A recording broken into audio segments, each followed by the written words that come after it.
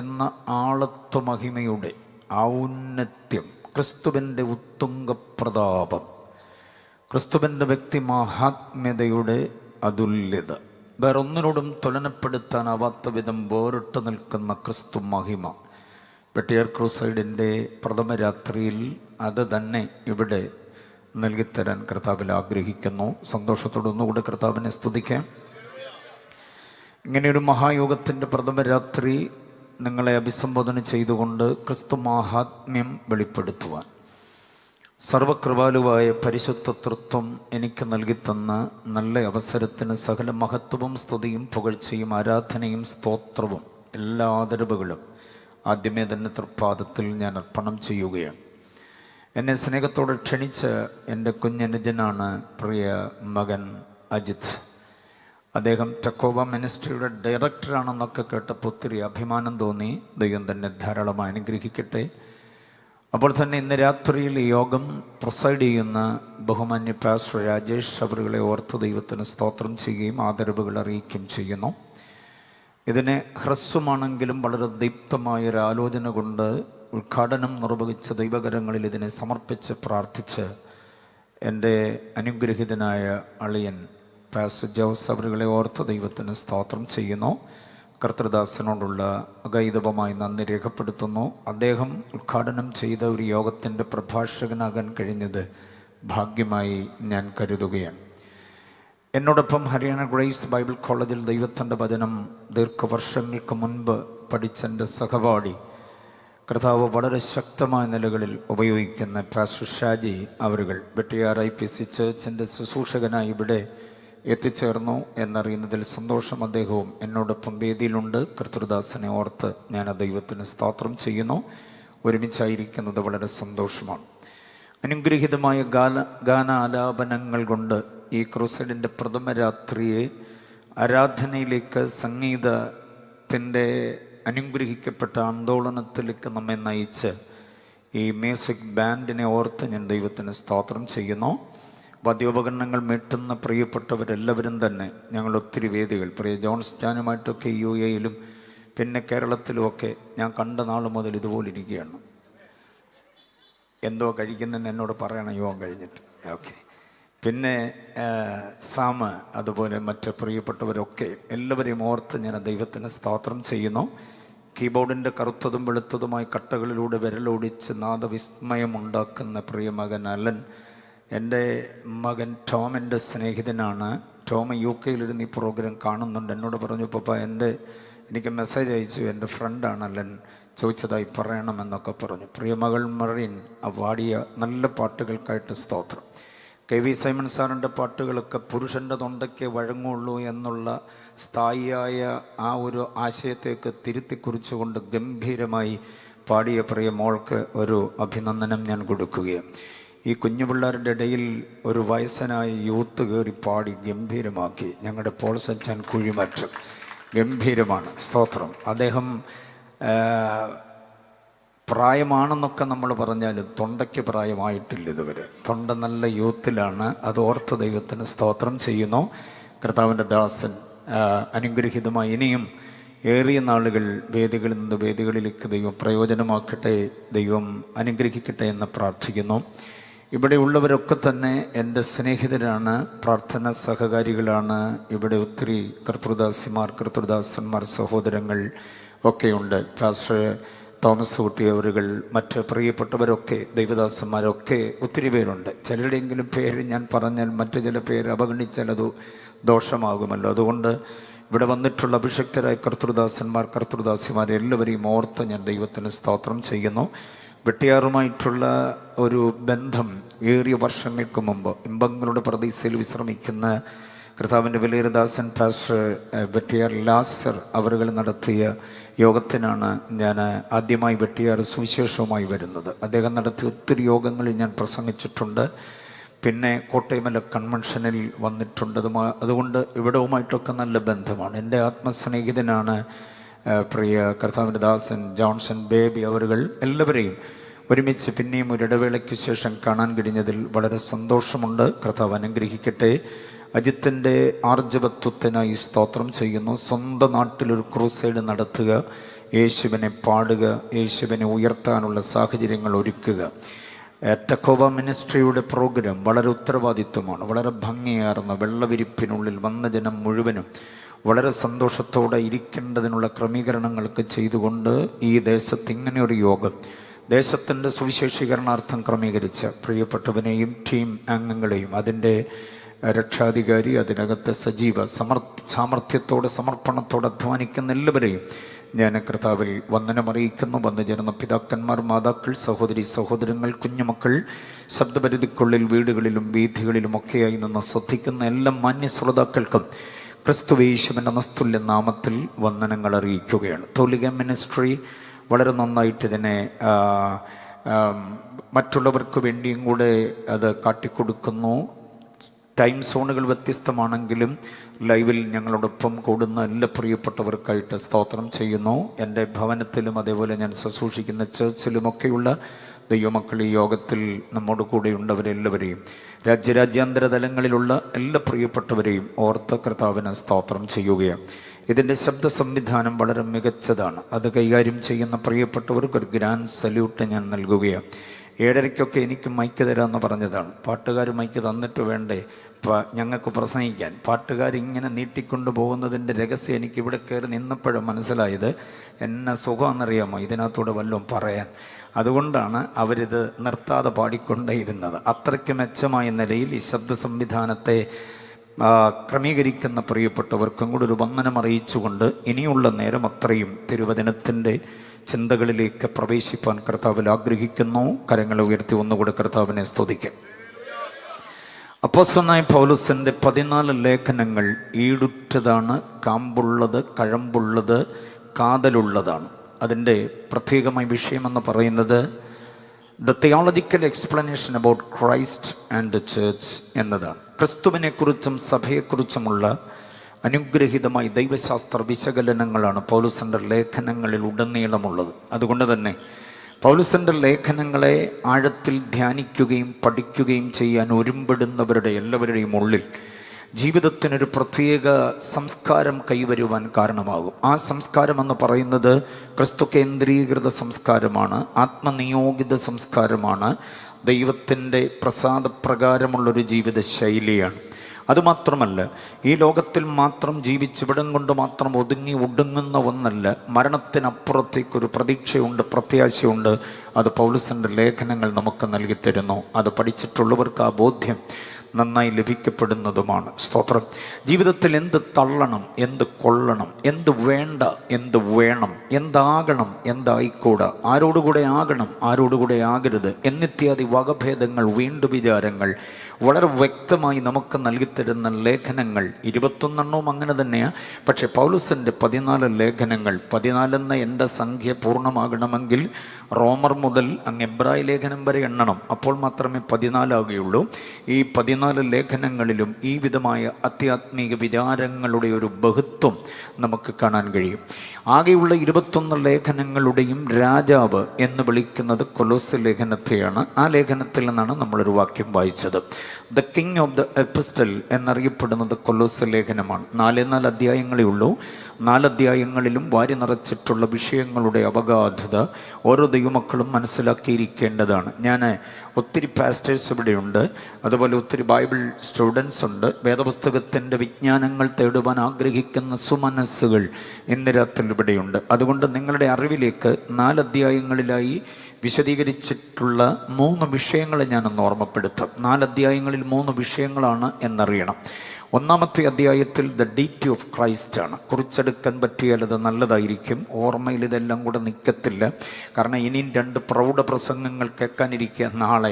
അതുകൊണ്ട് ഇതിൻ്റെ മീതെ വന്ന് വീണ് കഴിഞ്ഞാൽ ഇത് മറന്നു പോകാൻ സാധ്യതയുണ്ട്. ആദ്യം കേട്ടത് മറന്നു പോകും. അങ്ങനൊരു കുഴപ്പമുള്ളത് കൊണ്ട് കുറിച്ച് വയ്ക്കുന്നത് നല്ലതായിരിക്കും. ഓക്കെ. കൊലോസ്യ ലേഖനം 4 അധ്യായത്തിലായി 3 വിഷയങ്ങളുടെ വിശാലത നമുക്ക് കാണാൻ കഴിയും. അതിൽ 1-ാമത്തെ അധ്യായം പറയുന്നത് ക്രിസ്തുവിൻ്റെ ദൈവത്വത്തിൻ്റെ മഹത്വമാണ്. ഇന്ന് രാത്രി നമ്മളതാണ് ചിന്തിക്കാൻ പോവുക. ക്രിസ്തുവിൻ്റെ ദൈവത്വത്തിൻ്റെ മഹത്വം. ഓക്കെ.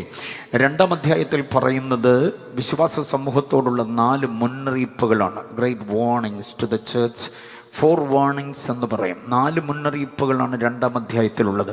എല്ലാ പാസ്റ്റേഴ്സും അതുപോലെ തന്നെ പാസ്റ്റർ ആൻറ്റിമാരൊക്കെ ഈ 4 മുന്നറിയിപ്പുകളെ ഒന്ന് ശ്രദ്ധിക്കുകയും നിങ്ങൾ ശുശ്രൂഷിക്കുന്ന ഇടവകയിലെ യുവതി യുവാക്കന്മാർക്ക് ഈ 4 മുന്നറിയിപ്പുകളുടെ ഒരു ക്ലാസ് എടുത്തു കൊടുക്കുകയും ചെയ്യുന്നത് നല്ലതാകും. ഭോഗാലസ ജീവിതത്തിൽ കാലുകുരുങ്ങിക്കിടക്കുന്ന യുവതലമുറ എന്തെങ്കിലുമൊക്കെ കാട്ടിക്കൂട്ടുവാൻ, എന്ത് കഴിക്കണം, എന്ത് കുടിക്കണം, എന്തുടുക്കണം, ആരോടുകൂടെ കൂടണം എന്നിത്യാദി ബോധമൊന്നുമില്ലാതെ അവസരത്തിൻ്റെ ആനുകൂല്യം മുതലെടുത്തുകൊണ്ട് തിന്മയിലേക്ക് മൂക്കുകുത്തുന്ന ഒരു ഗതികേടിൻ്റെ കാലത്തിൽ നാം ജീവിക്കുമ്പോൾ കൊലോസ്യ ലേഖനം 2-ാം അധ്യായത്തിലെ 4 വാക്യങ്ങളിൽ 4 മുന്നറിയിപ്പുകൾ കൊടുത്തിട്ടുള്ളതിനെ അവരെ ഒന്ന് തെര്യപ്പെടുത്തണം. അവരെ പഠനകാലത്തിലും ഉപരിപഠനകാലത്തിലും ഉപജീവനത്തിൻ കാലത്തിലും തെറ്റിപ്പോകാതിരിക്കാൻ, നിൻ്റെ മക്കൾ നിൻ്റെ വഴിയിലല്ല എന്ന നാട്ടുകാരുടെ ആക്ഷേപം നാം കേൾക്കാതിരിക്കാൻ നമ്മുടെ കുഞ്ഞുങ്ങൾക്ക് യഥാർത്ഥ ദിശാബോധം കൊടുക്കുവാൻ കഴിയുന്ന 4 മുന്നറിയിപ്പുകൾ. കുഞ്ഞുങ്ങൾക്ക് മാത്രമല്ല മുതിർന്നവർക്കും ആ മുന്നറിയിപ്പ് ഏറ്റെടുത്തേ പറ്റുകയുള്ളൂ. ഏതാണ് വാക്യങ്ങളൊന്ന് നോക്കിക്കേ. പുസ്തകം ഒന്ന് മറിച്ച് കൊലോസ്യ ലേഖനം 2-ാം അധ്യായത്തിലേക്ക് വരൂ. 2-ന്റെ 4-ാമത് വാക്യം, വശീകരണ വാക്കുകൊണ്ട് ആരും നിങ്ങളെ ചതിക്കരുത്. ഗംഭീരമായൊരു മുന്നറിയിപ്പാണ്. ആരാലും ചതിക്കപ്പെട്ടു പോകരുത്. കണ്ടോ, ജഡത്തിൽ ഉയർന്നു വരുന്ന പാപരാഗങ്ങളുടെ വികാരങ്ങളുടെ വിക്ഷോഭങ്ങളുടെ ആസക്തിയിൽപ്പെട്ടിട്ട് അതിൻ്റെ തനിമയിൽ പെട്ടുപോയിട്ട് ആത്മീയത മറന്ന് പെറ്റതള്ളയെ മറന്ന് നെറ്റിത്തടം വിയർപ്പാക്കി രാത്രിയിലും പകലും അധ്വാനിക്കുന്ന അപ്പനെ മറന്ന് കൂടെപ്പിറന്ന സഹോദരങ്ങൾക്ക് അപമാനം വരുത്തി തലയിൽ കൈവച്ച് പ്രാർത്ഥിച്ച ദൈവദാസന്മാർക്ക് ആക്ഷേപമുണ്ടാക്കി ഉൾക്കൊണ്ടു നിൽക്കുന്ന സഭയ്ക്ക് അപമാനം വരുത്തി വഴിപിഴച്ചു പോകുവാൻ സാധ്യത വശീകരിക്കപ്പെടുന്നത് കൊണ്ടാണ്. അപ്പോൾ ആരും നിങ്ങളെ വശീകരണ വാക്കുകൊണ്ട് ചതിക്കാതിരിക്കാൻ കാത്തുകൊള്ളണം എന്ന് അനുഗ്രഹീത മുന്നറിയിപ്പ്. വിശദീകരണം ഒത്തിരിയുണ്ട്, അത് പറയുന്നില്ല, കാരണം ഇതൊരു യൂത്ത് ക്യാമ്പ് അല്ലല്ലോ. അതുകൊണ്ട് നിങ്ങൾക്ക് ആ വിഷയമേ ഒന്ന് പഠിക്കേണ്ടതിന് അതിൻ്റെ സ്കെൽട്ടൻ, അതിൻ്റെ കണ്ടന്റ് മാത്രം ഞാൻ തരിക. അപ്പോൾ 1-ാമത്തെ മുന്നറിയിപ്പ് അതാണ്. 2-ാമത്തെ മുന്നറിയിപ്പ് 2-ാം അധ്യായം 8-ാമത് വാക്യമാണ്. തത്വജ്ഞാനവും വെറും വഞ്ചനയും കൊണ്ട് ആരും നിങ്ങളെ കവർന്നു കളയരുത്. കോഴിക്കുഞ്ഞിനെ റാഞ്ചിക്കൊണ്ടുപോകുന്ന കാക്കയെ പോലെ, പുള്ളിനെ പോലെ, പ്രാപ്പിടിയനെ പോലെ, പരുന്തിനെ പോലെ നമ്മുടെ തലമുറകളെ ആത്മീയതയിൽ നിന്ന്, സഭയിൽ നിന്ന്, ഉപദേശത്തിൽ നിന്ന്, വിശുദ്ധിയിൽ നിന്ന്, വേർപാടിൽ നിന്ന്, സാൻമാർഗികതയിൽ നിന്ന്, ധാർമ്മികതയിൽ നിന്നൊക്കെ തോണ്ടിക്കൊണ്ടുപോകാൻ ശ്രമിക്കുന്ന ഒട്ടനവധി ഭീകരവാദം, തീവ്രവാദം, മതമൗലികവാദം, ജിഹാദടക്കമുള്ള സകല ദുഷ്പ്രവണതകളും ഒക്കെയുണ്ട്. മനസ്സിലായില്ലേ? കുഞ്ഞുങ്ങളെ ആരും കവർന്നുകൊണ്ടു പോകരുത്. മാതാപിതാക്കൾ ഓർത്തോണം, നിങ്ങളെയും വിശ്വാസ വീഥിയിൽ നിന്ന് ആരും കവർന്നു കളയാനിടയാകരുത്. കാലമെത്ര കഴിഞ്ഞാലും വിശ്വാസത്തിൻ്റെ പ്രൗഢിയോടുകൂടെ നിൽക്കുവാൻ നമുക്ക് കഴിയണം. അത് നമ്മുടെ ജനിതകമായ ഗുണമല്ല, കഴിക്കുന്ന ആഹാരത്തിൻ്റെ പോഷകമൂല്യമല്ല, പകരം കർത്താവ് തരുന്ന കൃപയുടെ വ്യാപാരമാണ്. അത് കൂടുതൽ കൂടുതൽ പ്രാപിച്ചുകൊണ്ട് വെട്ടിയാറല്ല, ഏത് ദേശത്താണെങ്കിലും നിലനിൽക്കാൻ നമുക്ക് കഴിയണം. അപ്പം 2-ാമത്തെ മുന്നറിയിപ്പ് അതാണ്, കവർന്നു കളയരുത്. ആദ്യത്തേത് ചതിക്കപ്പെടരുത്, 2-ാമത്തേത് കവർന്നു കളയപ്പെടരുത്. 3-ാമത്തെ മുന്നറിയിപ്പ് 16-ാം വാക്യമാണ്.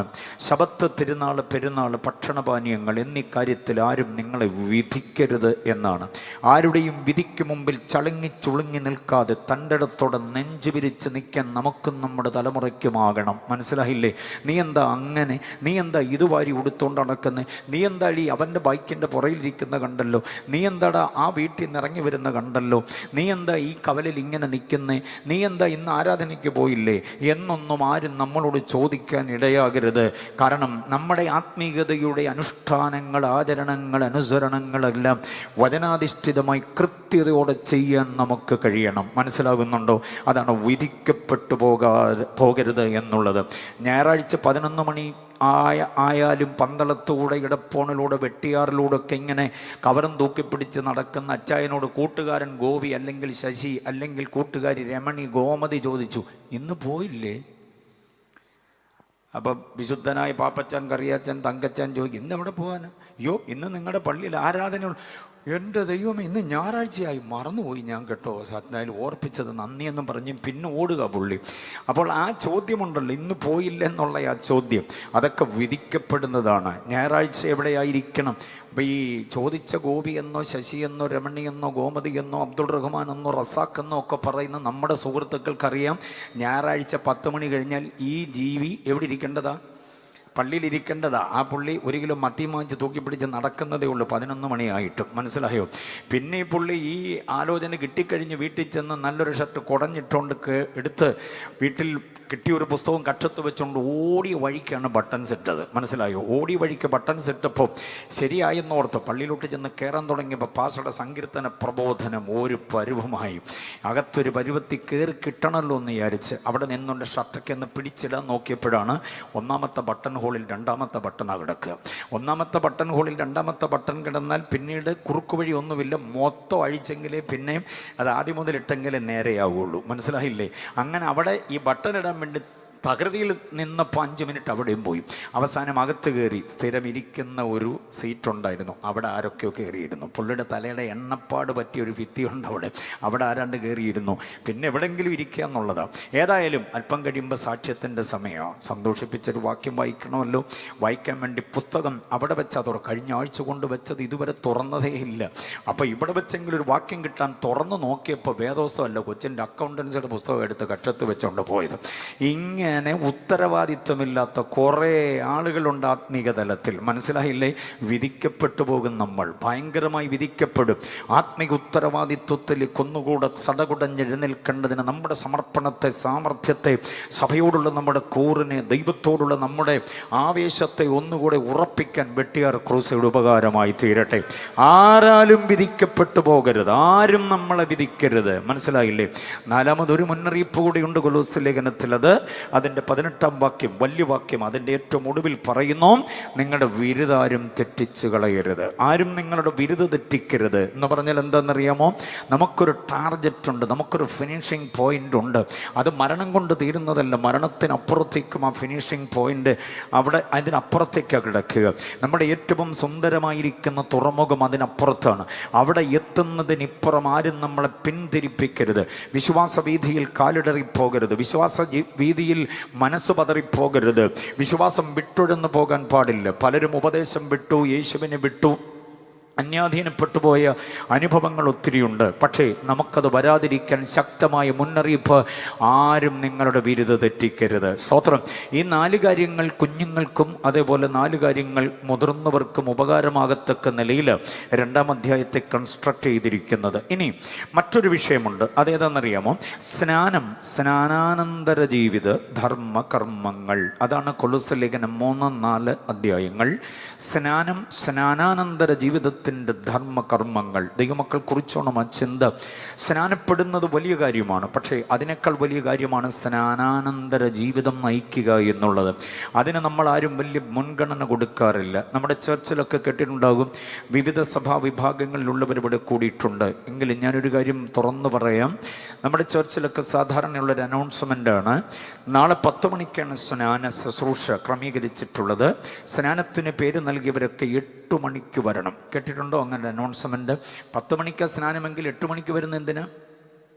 സ്നാനത്തിൻ്റെ ക്ലാസ് ഉണ്ട്, അതിന് അവരെ സംബന്ധിപ്പിക്കാൻ വേണ്ടിയാണ്. അപ്പം 8 മണി മുതൽ സ്നാനത്തിൻ്റെ ക്ലാസ്സാണ്. സ്നാനം എന്താണ്, എങ്ങനെയാണ്, എപ്പോഴാണ്, ആർക്കാണ്, എവിടെയാണ്, ആരാണ് എടുക്കേണ്ടത്, സ്നാനത്തിൻ്റെ ദൈവശാസ്ത്രം അടക്കമുള്ള സമുജ്വലമായിരിക്കുന്ന വിഷയത്തിൻ്റെ സമഗ്രതയാണ് ഈ ക്ലാസ്. അതിനു മുമ്പ് ക്ലാസ് എടുത്തിട്ടുണ്ട്, പക്ഷേ ഏറ്റവും ഒടുവിൽ ഒരു ഫൈനൽ ടച്ച് കൂടെ. അതിനെ 8 മണിക്ക് വരണമെന്ന് പറയുന്നത്. അത് കഴിഞ്ഞവരെ നിരത്ത് ഇരുത്തി തലയിൽ കൈവച്ച് അഭിഷക്ത ദൈവദാസന്മാർ പ്രാർത്ഥിച്ച് അനുഗ്രഹിച്ച് ജയം ജയം ഹല്ലേലൂയ പാട്ടും പാടി കുളത്തിലേക്ക്, കാറ്റിലേക്ക് നമ്മൾ പോകുന്നു, കൊണ്ട് മുക്കിയിട്ട് തിരിച്ചു കൊണ്ടുവരുന്നു. അവിടെ കേട്ടിട്ടുണ്ടോ നിങ്ങൾ? ആരെങ്കിലും കേട്ടിട്ടുണ്ടെങ്കിൽ ഒന്ന് കൈ ഉയർത്തണേ. ഈ സ്നാനക്കടവിൽ സ്നാനപ്പെടുത്തിയ പാസ്റ്ററോ അതിന് നേതൃത്വം കൊടുത്ത ദൈവദാസനോ, സ്നാനപ്പെട്ടവരാരും അങ്ങുമിങ്ങും ചെതറിപ്പോകരുത്, നിങ്ങൾക്കൊരു ക്ലാസ് കൂടെ ഉണ്ട് എന്ന് കേട്ടിട്ടുണ്ടോ?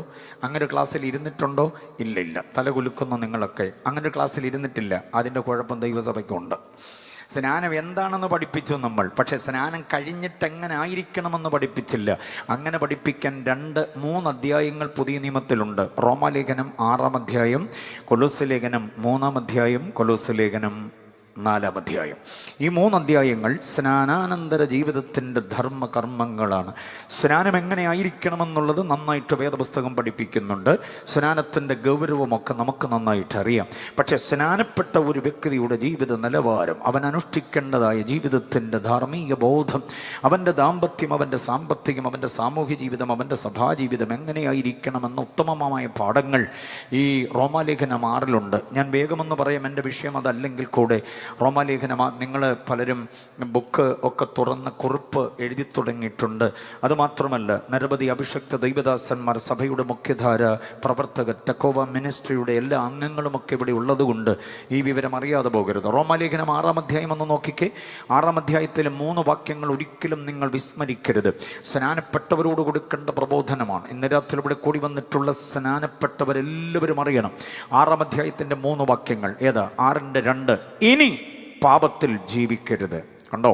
സ്നാനപ്പെട്ടവരാരും ഇനി പാപത്തിൽ ജീവിക്കരുത്. ഇനി അടുത്ത വാക്യം നോക്കണം, 6:6 വാക്യം. ഇനി പാപത്തിന് നിങ്ങൾ അടിമപ്പെടരുത്. കണ്ടില്ലേ? അടുത്തത് 12-ാം വാക്യം.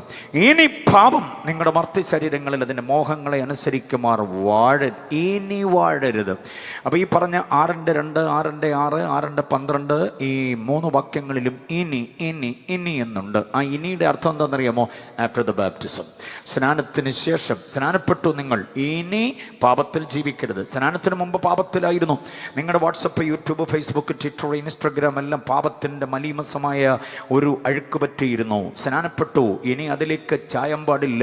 നിങ്ങൾ കഴിച്ചത്, കുടിച്ചത്, ഉടുത്തത്, നിങ്ങൾ അണിഞ്ഞത്, നിങ്ങൾ മുട്ടിയത്, തട്ടിയത്, ഉരുമിയത്, ഉരഞ്ഞത്, ചാഞ്ഞത്, ചരിഞ്ഞതൊക്കെ പാപാംശമുള്ളതായിരുന്നു. ഇനി പാപത്തിൽ ജീവിക്കരുത്.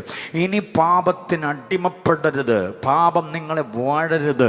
മർത്തി ശരീരങ്ങളിൽ പാപം അതിൻ്റെ മോഹങ്ങളെ അനുസരിപ്പിക്കാൻ പാടില്ല. അപ്പോൾ 6:2, 6:6, 6:12 സ്നാനാനന്തര ക്ലാസിൻ്റെ സിലബസ് ആണെന്നുള്ളത് അഭിഷക്ത ദൈവദാസന്മാർ, കർത്തൃദാസിമാർ പഠിപ്പിച്ചു കൊള്ളണം. ഓക്കെ, ഓർത്തുകൊള്ളണം. ഇനി കൊലോസ്യ ലേഖനത്തിലേക്ക് വന്നേ. കൊലോസ്യ ലേഖനം 3-ാം അധ്യായം അതിൻ്റെ 1-ാമത് വാക്യം പറയുമ്പോൾ മലയാള വേദപുസ്തകം മാത്രം കൈകാര്യം ചെയ്യുന്നവരൊരു തിരുത്തലിന് തയ്യാറായിക്കൂ.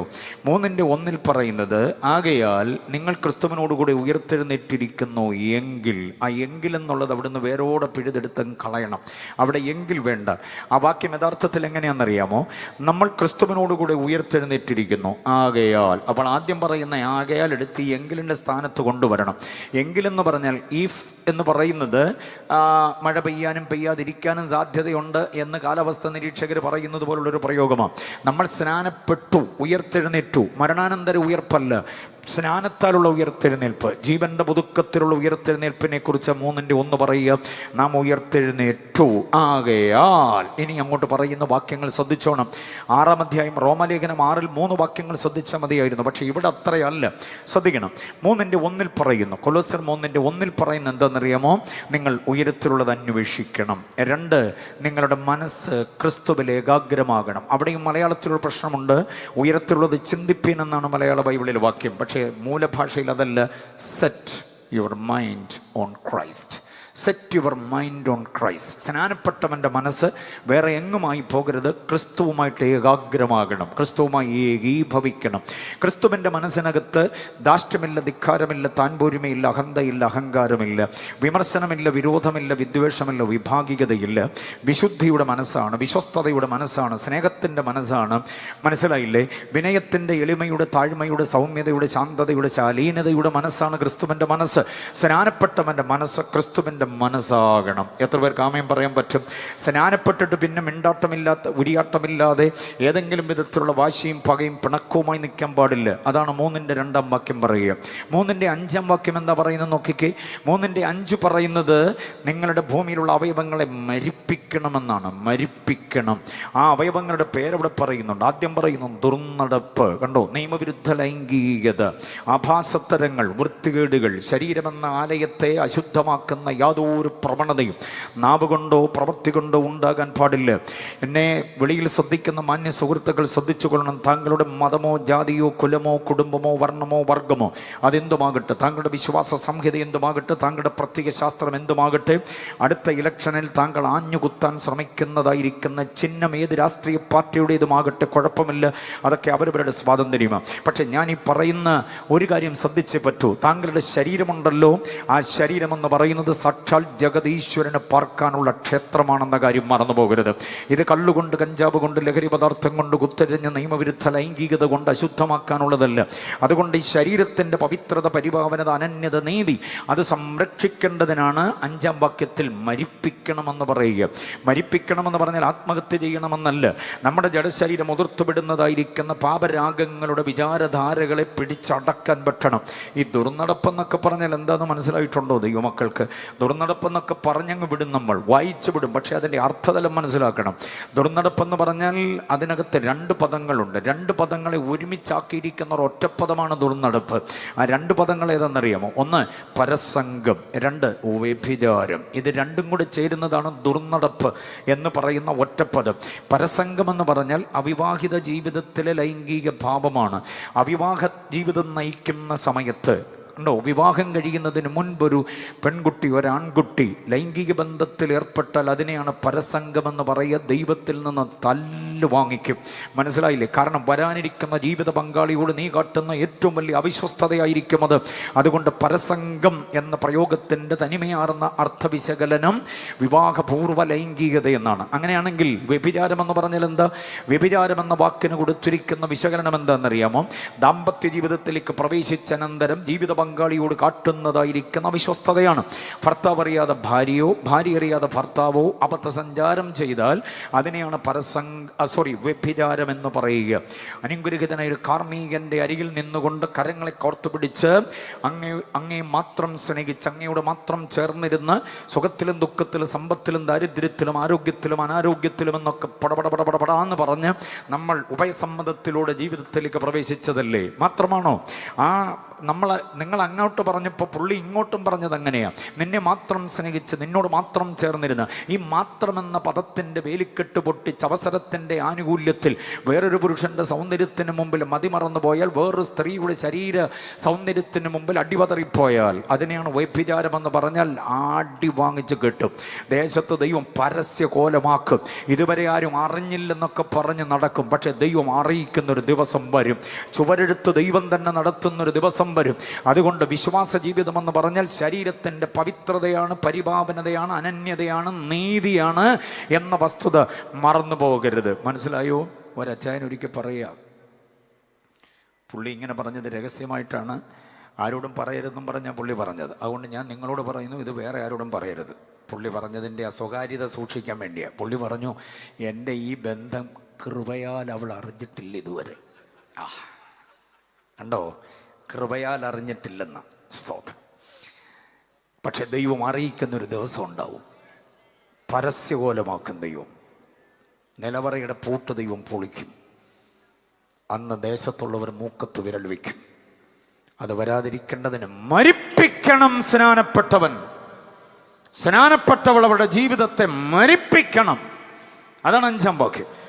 8-ാം വാക്യം പറയുന്നു, വിട്ടുകളയണം. വായിൽ നിന്ന് വരുന്ന ദൂഷണം, ദുർഭാഷണം അടക്കമുള്ളത് എന്തോ ചെയ്യണം? വിട്ടുകളയണം. 9-ാം വാക്യം പറയുന്നു, ഉരിഞ്ഞുകളയണം. ഉരിഞ്ഞുകളയണം. ആരെ? പഴയ മനുഷ്യനെ. നമ്മിലൊരു പഴയ മനുഷ്യനുണ്ടേ. ആ പഴയ മനുഷ്യൻ എന്ന് പറഞ്ഞാൽ ആദാം. അതിനെ ഉരിഞ്ഞുകളയണം. അവനെ ഉരിഞ്ഞുകളയണം.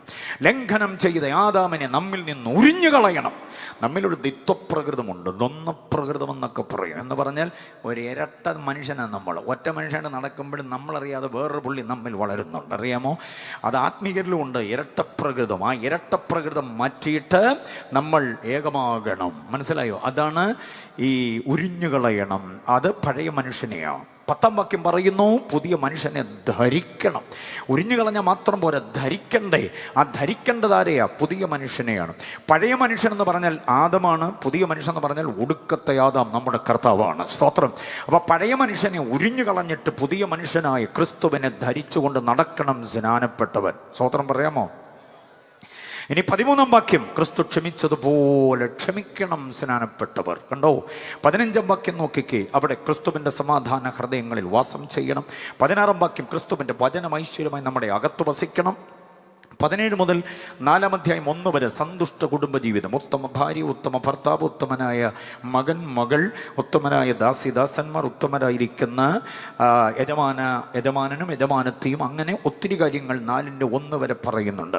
4-6 പറയുന്നു, സ്നാനപ്പെട്ടവൻ കൃപയോടുകൂടെ സംസാരിക്കണം. മിണ്ടുന്നില്ലല്ലോ ആരും.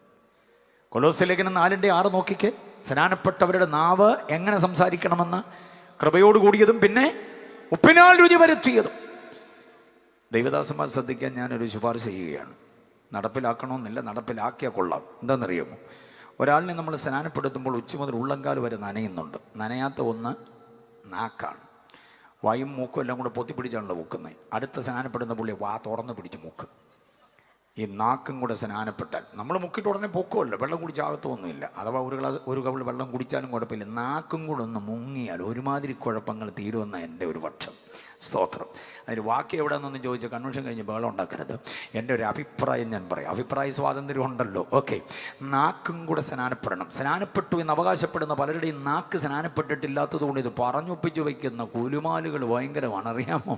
അതുകൊണ്ടത് ശ്രദ്ധിക്കണം. സ്നാനപ്പെട്ടവൻ്റെ നാവ് കൃപയോട് കൂടിയതും പിന്നെ ഉപ്പനാൽ രുചി വരുത്തിയതും. ഭർത്താവിനോട് സംസാരിക്കുമ്പോൾ, ഭാര്യയോട് സംസാരിക്കുമ്പോൾ, പപ്പയോട് സംസാരിക്കുമ്പോൾ, മമ്മിയോട് സംസാരിക്കുമ്പോൾ, കുഞ്ഞുങ്ങളോട് സംസാരിക്കുമ്പോൾ, പാസ്റ്ററോട് സംസാരിക്കുമ്പോൾ, പാസ്റ്റർ വിശ്വാസിയോട് സംസാരിക്കുമ്പോൾ നാവിൽ അനാത്മികത കളിയാടരുത്. നാവ് പിഴയ്ക്കാൻ പാടില്ല. കൃപയോടുകൂടിയത് പറയാൻ കഴിയണം. അത് പറഞ്ഞപ്പോൾ ഒരു മുന്നറിയിപ്പ് തരാതെ പോകുന്നത് ഉചിതമല്ലോ. ശ്രദ്ധിച്ചോണോ? ഒരപ്പനും അമ്മയ്ക്കും 3 മക്കൾ. 3 മക്കളും VVIPകളാണ്. അറിയാമോ? മൂത്ത മകൾ ആരാന്നറിയാമോ? ഇസ്രായേലിൻ്റെ പ്രവാചികയാണ്. തപ്പെടുത്തൊരു പാട്ടുപാടി 30 ലക്ഷം ജനം കൂടെ പാടി. ആദ്യത്തെ വോർഷിപ്പ് ലീഡർ. ഗംഭീരമാണ്. മനസ്സിലായോ? മരുഭൂമിയിൽ ആരാധന തുടങ്ങിയ ഒരു സഹോദരി. എന്താ പേര്? മിരിയാം. മനസ്സിലായില്ലേ? മൂത്ത മകനൊരാളുണ്ട്, അഹരോൻ. ആദ്യത്തെ ആചാര്യനാണ് അദ്ദേഹം, അഹരോൻ. ലേവി ഗോത്രത്തിന് ദൈവം ശുശ്രൂഷ അവകാശമായി കൊടുക്കുമ്പോൾ അഹരോനെയാ തിരഞ്ഞെടുത്തത്. ആദ്യത്തെ മഹാപുരോഹിതൻ അദ്ദേഹമാണ്. ആ കുടുംബത്തിൽ തന്നെ ഏറ്റവും ഇളയ മകൻ മോശ ഇസ്രായേലിൻ്റെ രാഷ്ട്രശില്പിയാണ്. ഒരപ്പനും അമ്മയ്ക്ക് ഇതിൽ കൂടുതൽ പുകഴാൻ എന്തോ വേണം? 3 മക്കളെ ജനിപ്പിച്ചു. 3 മക്കളും ഗംഭീരതാരങ്ങളാണ്. മനസ്സിലായോ? അടുത്ത വാചകം കേട്ടോ. ഈ 3 പിള്ളേരുടെയും ഈ 3 ആശാന്മാർ 3 വ്യക്തികളുടെയും നാവ് പിഴച്ചത് കൊണ്ട് ദൈവം അവരെ കനാനിൽ കൊണ്ടുപോയില്ല. മനസ്സിലായോ? സങ്കടം തോന്നുന്നുണ്ടോ നിങ്ങൾക്ക്? മിരിയാമിനെ കാദേശിൽ വെച്ച് ദൈവം കുഴിമാടം തീർത്തു. അഹരോനെ ഹോർ പർവ്വതത്തിൽ വെച്ച്. മോശയ്ക്ക് ദോഷം ഭവിച്ചു. അവരുടെ നിമിത്തം മോശയുടെ നാവ് അവിവേകം സംസാരിച്ചു. കയറിപ്പോകരുത് കനാനിൽ എന്ന് പറഞ്ഞ് അവനെ പിസ്കായുടെ കൊടുമുടിയിൽ നിർത്തി കാണിച്ചിട്ട് അടിവാരത്തടക്കം ചെയ്തു. 3 പേർക്കും പാലും തേനും ഒഴുകുന്ന ദേശമായി കനാനിൽ കയറാൻ പറ്റിയില്ലാത്തത് നാക്ക് പിഴച്ചത് കൊണ്ടാണ്. സ്നാനപ്പെട്ടവൻ്റെ നാക്ക് പിഴയ്ക്കാതിരിക്കണമെന്ന് ഇതിൽ കൂടുതൽ മുന്നറിയിപ്പ് വേറെ ഏതോ വേണം. അതുകൊണ്ട് നാവ് കൊണ്ട് ദൈവത്തിന് ഹിതകരമായത് മാത്രം സംസാരിക്കാൻ നമുക്ക് കഴിയണം. ഓക്കെ, അപ്പോൾ 3-4 അധ്യായങ്ങൾ സ്നാനാനന്തര ജീവിതത്തിൻ്റെ ധർമ്മകർമ്മങ്ങൾ വിശദീകരിക്കുന്നതാണ്. ഇത്രയും കാര്യം ബോധ്യമായവർ കർത്താവിനെ സ്തുതിച്ചാട്ടെ. അപ്പം ഞാൻ വായിച്ച കുറിവാക്യം അടക്കം ചെയ്ത ലേഖനത്തെക്കുറിച്ചൊരു പൊതുവിവരണം നിങ്ങൾക്ക് നൽകി എന്ന് മാത്രമേ ഉള്ളൂ. നാം ഇന്ന് രാത്രിയിൽ ചിന്തിക്കുന്നത് ക്രിസ്തുവിൻ്റെ മഹത്വം എന്നുള്ളതാണ്. പ്രഥമ രാത്രിയല്ലേ? അതുകൊണ്ട് തന്നെ ഈ അനുഗ്രഹീതമായ പ്രമേയം ദേശത്ത് ഇവിടെ കൂടി വന്നിട്ടുള്ള ജനാവലിക്കെല്ലാം ഒരേപോലെ ഉപകാരമാകട്ടെ. എന്തെങ്കിലും കേട്ടാൽ ക്രിസ്തുവിനെ കുറിച്ച് കേൾക്കുന്ന സന്തോഷമാണോ? അതോ ഗോല്യാത്തും ഏലിയാവും ഒക്കെ ഇറങ്ങണോ? വേണ്ട. അസ്ഥിയുടെ കഷണവും പിടിച്ചുകൊണ്ട് ശിംശോനെ ഇറക്കി വിടണോ? വെട്ടിയാറ് വേണ്ടല്ലോ. സ്തോത്രം. വാളും കൊടുത്ത് ഏലിയാവിനെ വിടണോ? വേണ്ട. നമുക്കിന്ന് രാത്രി നമ്മുടെ കർത്താവിനെ കുറിച്ച് കേൾക്കാം. ക്രിസ്തുവിൻ്റെ മഹത്വം കേൾക്കാം. ക്രിസ്തുവിൻ്റെ മഹത്വത്തെ ഇകഴ്ത്താൻ ശ്രമിക്കുന്ന കുറേ കവികളും കുറേ കലാകാരന്മാരും കുറേ നോവലിസ്റ്റുകളും കുറേ വിദ്വേഷികളുമൊക്കെ ഉണ്ട്. അതുകൊണ്ട് തന്നെ ക്രിസ്തുവിൻ്റെ മഹത്വത്തെ എവിടെ നിന്നും വിളിച്ചു പറയുക എന്നുള്ളത് ദൈവം എന്നെ ഏൽപ്പിച്ച ഒരു മഹത്വപൂർണ്ണമാണ്. ആരെങ്കിലും തല്ലിക്കൊല്ലും, അത് ഉറപ്പാണ്. പക്ഷേ അതുവരെ നിന്ന് ക്രിസ്തുവിൻ്റെ ക്രിസ്തുവിൻ്റെ മഹത്വത്തെ പറയണം. അത് നമ്മുടെയൊക്കെ പാടിയ കുഞ്ഞുങ്ങളൊക്കെ ക്രിസ്തുവിൻ്റെ അവദാനമാണ് അവിടെ വർണ്ണിച്ചത്. പാടിയ എല്ലാവരും പാടിയ പാട്ടുകളിലെല്ലാം കർത്തൃദാസന്മാരൊക്കെ നൽകിത്തന്നത് ഏറ്റവും ശ്രേഷ്ഠകരമായിരിക്കുന്ന ഉദ്ഘാടകൻ നമുക്ക് നൽകിത്തന്ന കൺവെൻഷൻ്റെ ആവശ്യകതയെക്കുറിച്ച് അദ്ദേഹം വളരെ വ്യക്തമായി നൽകിത്തന്നു. മാനസാന്തരത്തെക്കുറിച്ച്, രക്ഷയെക്കുറിച്ച്, പാപബോധത്തെക്കുറിച്ചൊക്കെ നമുക്ക് ആഴമേറിയ ആലോചന ഉണ്ടാകേണ്ടതിനാണ് ഈ മീറ്റിംഗ് എന്നൊക്കെ അദ്ദേഹം നമുക്ക് നൽകിത്തന്നു. അതിൻ്റെ എല്ലാം മൂല കാരണം ഹേതുകമാകുന്നത് ക്രിസ്തു പരിജ്ഞാനമാണ്. സ്തോത്രം. അതുകൊണ്ട് ക്രിസ്തുവിനെ നമുക്ക് കേൾക്കാം. ഹല്ലേലൂയ. അദ്ദേഹം പറഞ്ഞ ചിന്തയോട് ചേർത്ത് ഒത്തിരി ദൈവദാസന്മാർ, സെൻട്രൽ മിനിസ്റ്റേഴ്സ്, മറ്റുത്തരവാദിത്വം വഹിക്കുന്നവരൊക്കെ ഉണ്ടല്ലോ. അവരുടെ ഒരു കുറിപ്പ് എന്ന നിലയിൽ ഞാൻ പ്രഥമരാത്രിയെ പരിഗണിച്ചുകൊണ്ട് ഒരു ചിന്ത കൂടെ പറഞ്ഞിട്ട് ഞാൻ ക്രിസ്തു പരിജ്ഞാനം എന്ന വിഷയത്തിലേക്ക് വരാം. സ്തോത്രം. ശ്രദ്ധിച്ചോണം. എന്തിനാണ് കൺവെൻഷൻ എന്നൊരു ചോദ്യം. എന്തിനാണ് ക്രൂസൈഡ് എന്നൊക്കെ വാക്കിൻ്റെ അർത്ഥം കുഞ്ഞുങ്ങൾക്കറിയാമോ എന്നറിയില്ല. ക്രൂസൈഡ് എന്ന് പറഞ്ഞാൽ മുന്നേറ്റം എന്ന് മാത്രമാണ് അതിൻ്റെ അർത്ഥം. മുന്നേറ്റം. കുരിശുയുദ്ധം എന്നൊക്കെ വേറെ ആശയമുണ്ട്, അത് ചരിത്രപരമായ ഒരാശയമാണ്. പക്ഷേ ക്രൂസൈഡ് എന്ന വാക്കിൻ്റെ അർത്ഥം മുന്നേറ്റം എന്ന് തന്നെയാണ്. അപ്പോൾ ഈ 3 ദിവസത്തെ ക്രൂസൈഡ് കൊണ്ടുകൊണ്ട് ഉദ്ദേശിക്കുന്നത് ഇവിടുത്തെ ദൈവമക്കൾക്ക്, ഇവിടുത്തെ ജനത്തിനൊരു ആത്മീയ മുന്നേറ്റം ഉണ്ടാകണം. നമ്മെ പിന്നിലേക്ക് വലിക്കാൻ ശ്രമിക്കുന്ന സകല ശക്തികളെയും നാം പിന്നിലാക്കിക്കൊണ്ട് നമുക്കൊരു മുന്നേറ്റം ഉണ്ടാകണം. അതിനുവേണ്ടിയാണ് ഈ ക്രൂസൈഡിൻ്റെ അർത്ഥം അതാ. എന്തിനാണ് കൺവെൻഷൻ എന്നൊരു ചോദ്യം ചോദിച്ചാൽ, ഇത്ര ചെലവ് ചെയ്ത് ഇങ്ങനൊരു കൺവെൻഷൻ ഇവിടെ എന്തിനാണ് ടെക്കോവ മിനിസ്ട്രി ചെയ്യുന്നത് എന്ന് ചോദിച്ചാൽ അതിൻ്റെ പിന്നിൽ 3 ഉദ്ദേശങ്ങളുണ്ട്. പ്രഥമരാത്രി ആയതുകൊണ്ട് അതുകൂടെ പറഞ്ഞുകൊണ്ട് വിഷയത്തിലേക്ക് പ്രവേശിക്കാം. Praise the Lord. എനിക്ക് രാവിലെ 7 മണി കഴിഞ്ഞ ഫ്ലൈറ്റ്. എനിക്ക് സമയമുണ്ട്, നെടുമ്പാശ്ശേരി വരെ എത്തിയാൽ മതി എന്നുള്ളതേ ഉള്ളൂ. അതിനുള്ള ക്രമീകരണമായിട്ടാണ് ഞാൻ വന്നത്. എൻ്റെ ഒരു മോനാണ് എനിക്ക് പൈലറ്റായിട്ട് വന്നിട്ടുള്ളത്. അപ്പോൾ എന്നെ സമയത്ത് അവിടെ കൊണ്ടെത്തിക്കും. അതുകൊണ്ട് ഈ പ്രഥമരാത്രിയിൽ നമുക്ക് ചിന്തിക്കാനും പഠിക്കാനും ഒക്കെ ഉള്ളതിനെ ഒന്ന് ആഴത്തിൽ ചിന്തിപ്പാനിടയാകട്ടെ. ശ്രദ്ധിച്ച് കേൾക്കണേ. എന്തിനാണ് കൺവെൻഷൻ എന്ന് ചോദിച്ചാൽ 3 പദങ്ങൾ ഓർത്തിരിക്കണം. ഇംഗ്ലീഷിലെ 3 പദങ്ങൾ, അതിൻ്റെ മലയാളവും കൂടി ഓർത്തിരിക്കണം. കൺവെൻഷൻ എന്തിനാണ്? Convention for conviction. അതിനു വേണ്ടിയാണ്. കൺവിക്ഷൻ എന്ന് പറഞ്ഞാൽ എന്താ? അവബോധമുണ്ടാക്കാൻ വേണ്ടിയാണ് കൺവെൻഷൻ നടത്തുന്നത്. അല്ലാതെ മത പ്രചരണത്തിന് വേണ്ടിയല്ല, മതം മാറ്റത്തിനു വേണ്ടിയല്ല. എന്തിനാണ് കൺവെൻഷൻ? കൺവിക്ഷൻ ഉണ്ടാകണം. എന്താണ് കൺവിക്ഷൻ? അവബോധമാണ്. അവബോധം. ആരെക്കുറിച്ചുള്ള അവബോധം? ദൈവത്തെക്കുറിച്ചുള്ള അവബോധം, ക്രിസ്തുവിനെ കുറിച്ചുള്ള അവബോധം, പരിശുദ്ധാത്മാവിനെ കുറിച്ചുള്ള അവബോധം. ഈ പ്രപഞ്ചത്തിൻ്റെ സൃഷ്ടിതാവും ഇതിനെ നിയന്ത്രിച്ച് നിയോഗിച്ച് പരിചരിക്കുന്ന ദൈവം മനുഷ്യനിർമ്മിതമായൊരു ദൈവമല്ല, മനുഷ്യൻ്റെ സങ്കല്പത്തിലുള്ളൊരു ദൈവമല്ല.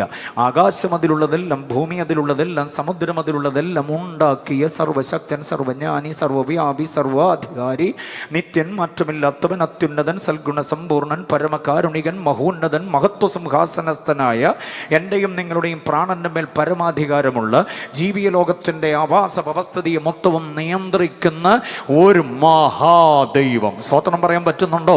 അങ്ങനെ ഒരു ദൈവത്തെക്കുറിച്ചുള്ള അവബോധം. ആ ദൈവത്തെ ആരും തച്ചിന് കുത്തിയിരുന്ന് ഉണ്ടാക്കിയതല്ല. ആ ദൈവമെന്ന് പറയുന്നത് ഏതെങ്കിലും മന്ത്രവാദിയുടെ മന്ത്രോച്ചാരണത്തിൻ്റെ അക്ഷരക്കൂട്ടിൽ കാലുകുരുങ്ങി എന്നാ ഭക്ത പറഞ്ഞാലും ഞാൻ ചെയ്തു തരാം എന്ന് പറഞ്ഞ് നിൽക്കുന്ന ഏതാണ്ട് കുട്ടിഭൂതമല്ല, മായാവിയെ പോലെ, ലുട്ടാപ്പിയെ പോലെ ഒരു ദൈവമല്ല എന്ന അവബോധം സകല ജനത്തിനും ഉണ്ടാകണമെങ്കിൽ നാട്ടിൽ കൺവെൻഷൻ നടന്നേ പറ്റത്തുള്ളൂ. അതാണ് ഞങ്ങൾ ഇതിൻ്റെ പിന്നിൽ ഉദ്ദേശിക്കുന്നത്. മനസ്സിലായില്ലേ? മാത്രമല്ല മാനവജാതിയുടെ പാപബോധമുണ്ടായിട്ട് പാപത്തിൻ്റെ പരിഹാരം ഒത്തിരിയില്ല, ഒന്നേ ഉള്ളൂ. അത് ക്രിസ്തുവിൻ്റെ പരമയാഗമാണ്. കുന്ന് കയറി മലയിറങ്ങി പുഴ താണ്ടി കടൽ നീന്തി ദേഹം മുറിച്ച് ചോര അർപ്പണം ചെയ്ത് നരബലി മൃഗബലി അടക്കമുള്ള പലതും ചിലതും ചെയ്ത് ആചരണങ്ങളുടെ അനുഷ്ഠാനങ്ങളിലൂടെ പാപത്തിൻ്റെ പരിഹാരത്തിന് വേണ്ടി കീശ നിറച്ച് കാശുമായി മനുഷ്യൻ തെക്കുപടക്ക് കിഴക്ക് പടിഞ്ഞാറ് ഓടുമ്പോൾ ഞങ്ങൾ നടത്തുന്ന കൺവെൻഷനിലൂടെ ഞങ്ങൾ വിളിച്ചു പറയുന്നു, ഒരു കൺവെൻഷൻ താങ്കൾക്കുണ്ടാകണം, ഒരു കൺവിക്ഷൻ ഉണ്ടാകണം. ഏത് വിഷയത്തിൽ? പാപപരിഹാരത്തിന് ഒരു അവബോധം ഉണ്ടാകണം. അതിനൊറ്റ മാർഗമേ ഉള്ളൂ. ആകാശത്തിന്റെ കീഴിൽ മനുഷ്യരുടെ ഇടയിൽ ദൈവം ഒരുക്കിയ രക്ഷാമാർഗം അത് ക്രിസ്തു യേശു മാത്രമാണ്. ഹല്ലേലൂയ. തിന്മ നിറഞ്ഞ ലോകത്തിൽ തിന്മ മാത്രം പ്രവർത്തിക്കുവാൻ വിവിധ ആത്മാക്കൾ മനുഷ്യന്റെ ശരീരത്തെയും അവൻ്റെ മനസ്സിനെയും മനസാക്ഷിയെയും വല്ലാതെ സ്വാധീനിക്കുമ്പോൾ ദൈവത്തിൻ്റെ പരിശുദ്ധ ആത്മാവെന്നൊരാത്മാവുണ്ട്. ആ ആത്മാവിനെ കുറിച്ച് അവബോധമുണ്ടാകണം. കാരണം ആത്മാവ് നടത്തുന്ന ഏവരും ആരാണെന്ന് പറയുക? ദൈവത്തിൻ്റെ മക്കളാകുന്നു. അപ്പം നാം ദൈവത്തിൻ്റെ മക്കളാകണമെങ്കിൽ ആത്മാവിനെ നടത്തപ്പെടണം. ആത്മാവിനെക്കുറിച്ചുള്ള കൺവിക്ഷൻ. കണ്ടില്ലേ? മരണത്തെക്കുറിച്ച്, മരണാനന്തര ജീവിതത്തെക്കുറിച്ച്, വിവാഹത്തെക്കുറിച്ച്, വിവാഹ അനന്തര ദൗത്യത്തെക്കുറിച്ച്. കണ്ടോ? മറ്റു തരമായ നീതീകരണം, വിശുദ്ധീകരണം, ഏകീകരണം, മഹത്വീകരണം അടക്കമുള്ള അനുഗ്രഹിതമായിരിക്കുന്ന ഉപദേശ വിഷയങ്ങളെക്കുറിച്ച് കൺവിക്ഷൻ ഉണ്ടാകണം. അതിനാണ് കൺവെൻഷൻ. ഒന്നാമത്തെ കുറിപ്പ് നിർത്തട്ടെ. രണ്ടാമത്തേത് എന്താണെന്നറിയാമോ? എന്തിനാണ് കൺവെൻഷൻ? കൺവെൻഷൻ ഫോർ കൺഫഷൻ എന്ന് പറഞ്ഞാൽ എന്താ? കൺഫഷൻ, ഏറ്റുപറച്ചിൽ, അനുതാപം. കണ്ടില്ലേ? അനുതാപം ഉണ്ടാകണം മനുഷ്യന്. ഞാൻ പാപിയാണ്, ദൈവം വസിക്കേണ്ട മന്ദിരമായി എൻ്റെ ശരീരത്തെ ഞാൻ കള്ളുകൊണ്ട് നശിപ്പിച്ചു, കഞ്ചാവ് കൊണ്ട് നശിപ്പിച്ചു, ലഹരി പദാർത്ഥങ്ങൾ പലതും ഉപയോഗിച്ച് എൻ്റെ ശരീരത്തെ ഞാൻ വികൃതമാക്കി. ദൈവം എന്നിൽ വസിക്കുന്നില്ല. ദൈവം അത്യുന്നതനായ ദൈവം, വിശുദ്ധനായ ദൈവം പടിയിറങ്ങി എന്നിൽ നിന്ന്. ആ അനുതാപ ഹൃദയം ഒരുവൻ ഉണ്ടാകുമ്പോൾ കണ്ണിൽ കുത്താതെ തന്നെ കണ്ണുനീരൊഴുകും താഴേക്ക്. അവൻ്റെ ഹൃദയം പിടയ്ക്കുമല്ലാതെ ഇരുന്നു കൊണ്ട് എൻ്റെ ദൈവമേ എന്നോട് കരുണ തോന്നണമേ എന്ന് ചില ആളുകൾക്ക് മാനസാന്തരം ഉണ്ടാകണം. അതാണ് കൺഫഷൻ. കൺഫഷൻ ഒരു കാലത്തുണ്ടായ ദൈവമക്കളാണ് ഇവിടെ വന്നിരിക്കുന്നത്. തലയിൽ ശിരോവസ്ത്രമിട്ട് ഭക്തിയോടെ ഇരിക്കുന്ന മാന്യ മാതാക്കള്, ആൻറ്റിമാര്, കുഞ്ഞനുജത്തിമാർ, ജ്യേഷ്ഠത്തിമാരൊക്കെ ഇവിടെ ഒത്തിരി പേരിരിക്കുന്നില്ലേ? അതുപോലെ പിതാക്കന്മാർ, ജ്യേഷ്ഠ സഹോദരങ്ങൾ, ദൈവദാസന്മാർ, കുഞ്ഞനുജന്മാരൊക്കെ ഇവിടെ ഇരിക്കുന്നില്ലേ ഭക്തിയോടെ? അവർക്കൊക്കെ ഒരു കാലത്ത് ഏതോ കൺവെൻഷനിലൂടെ കൺഫഷൻ ഉണ്ടായതാണ്. അപ്പോൾ കൺവെൻഷൻ്റെ രണ്ടാമത്തെ ഉദ്ദേശം കൺഫഷനാണ് എന്ന് മറന്നു പോകരുത്. മൂന്നാമത്തെ ഉദ്ദേശം എന്താ? കൺവെൻഷൻ എന്തിന്? കൺവെൻഷൻ ഫോർ കമ്മിറ്റ്മെൻ്റ് ആണ്, സമർപ്പണമാണ്, സമ്പൂർണ്ണ സമർപ്പണമാണ്. ഇനി ഇതുവരെ ഞാൻ ലോകത്തിന് വേണ്ടി ജീവിച്ചു, ഇതുവരെ ഞാൻ പിശാചിന് വേണ്ടി ജീവിച്ചു, ഇതുവരെ ഞാൻ അധാർമികതയ്ക്ക് വേണ്ടി ജീവിച്ചു, ഇതുവരെ പാപപങ്കിലമായിരിക്കുന്ന ജീവിതത്തിൻ്റെ നിയോഗങ്ങളിലായിരുന്നു. അധ്വാനിച്ചുണ്ടാക്കുന്ന പണം മുഴുവനും എന്നിൽ നിന്ന് പറന്നകന്നത് ഏതെങ്കിലുമൊക്കെ തിന്മയ്ക്ക് വേണ്ടിയായിരുന്നു.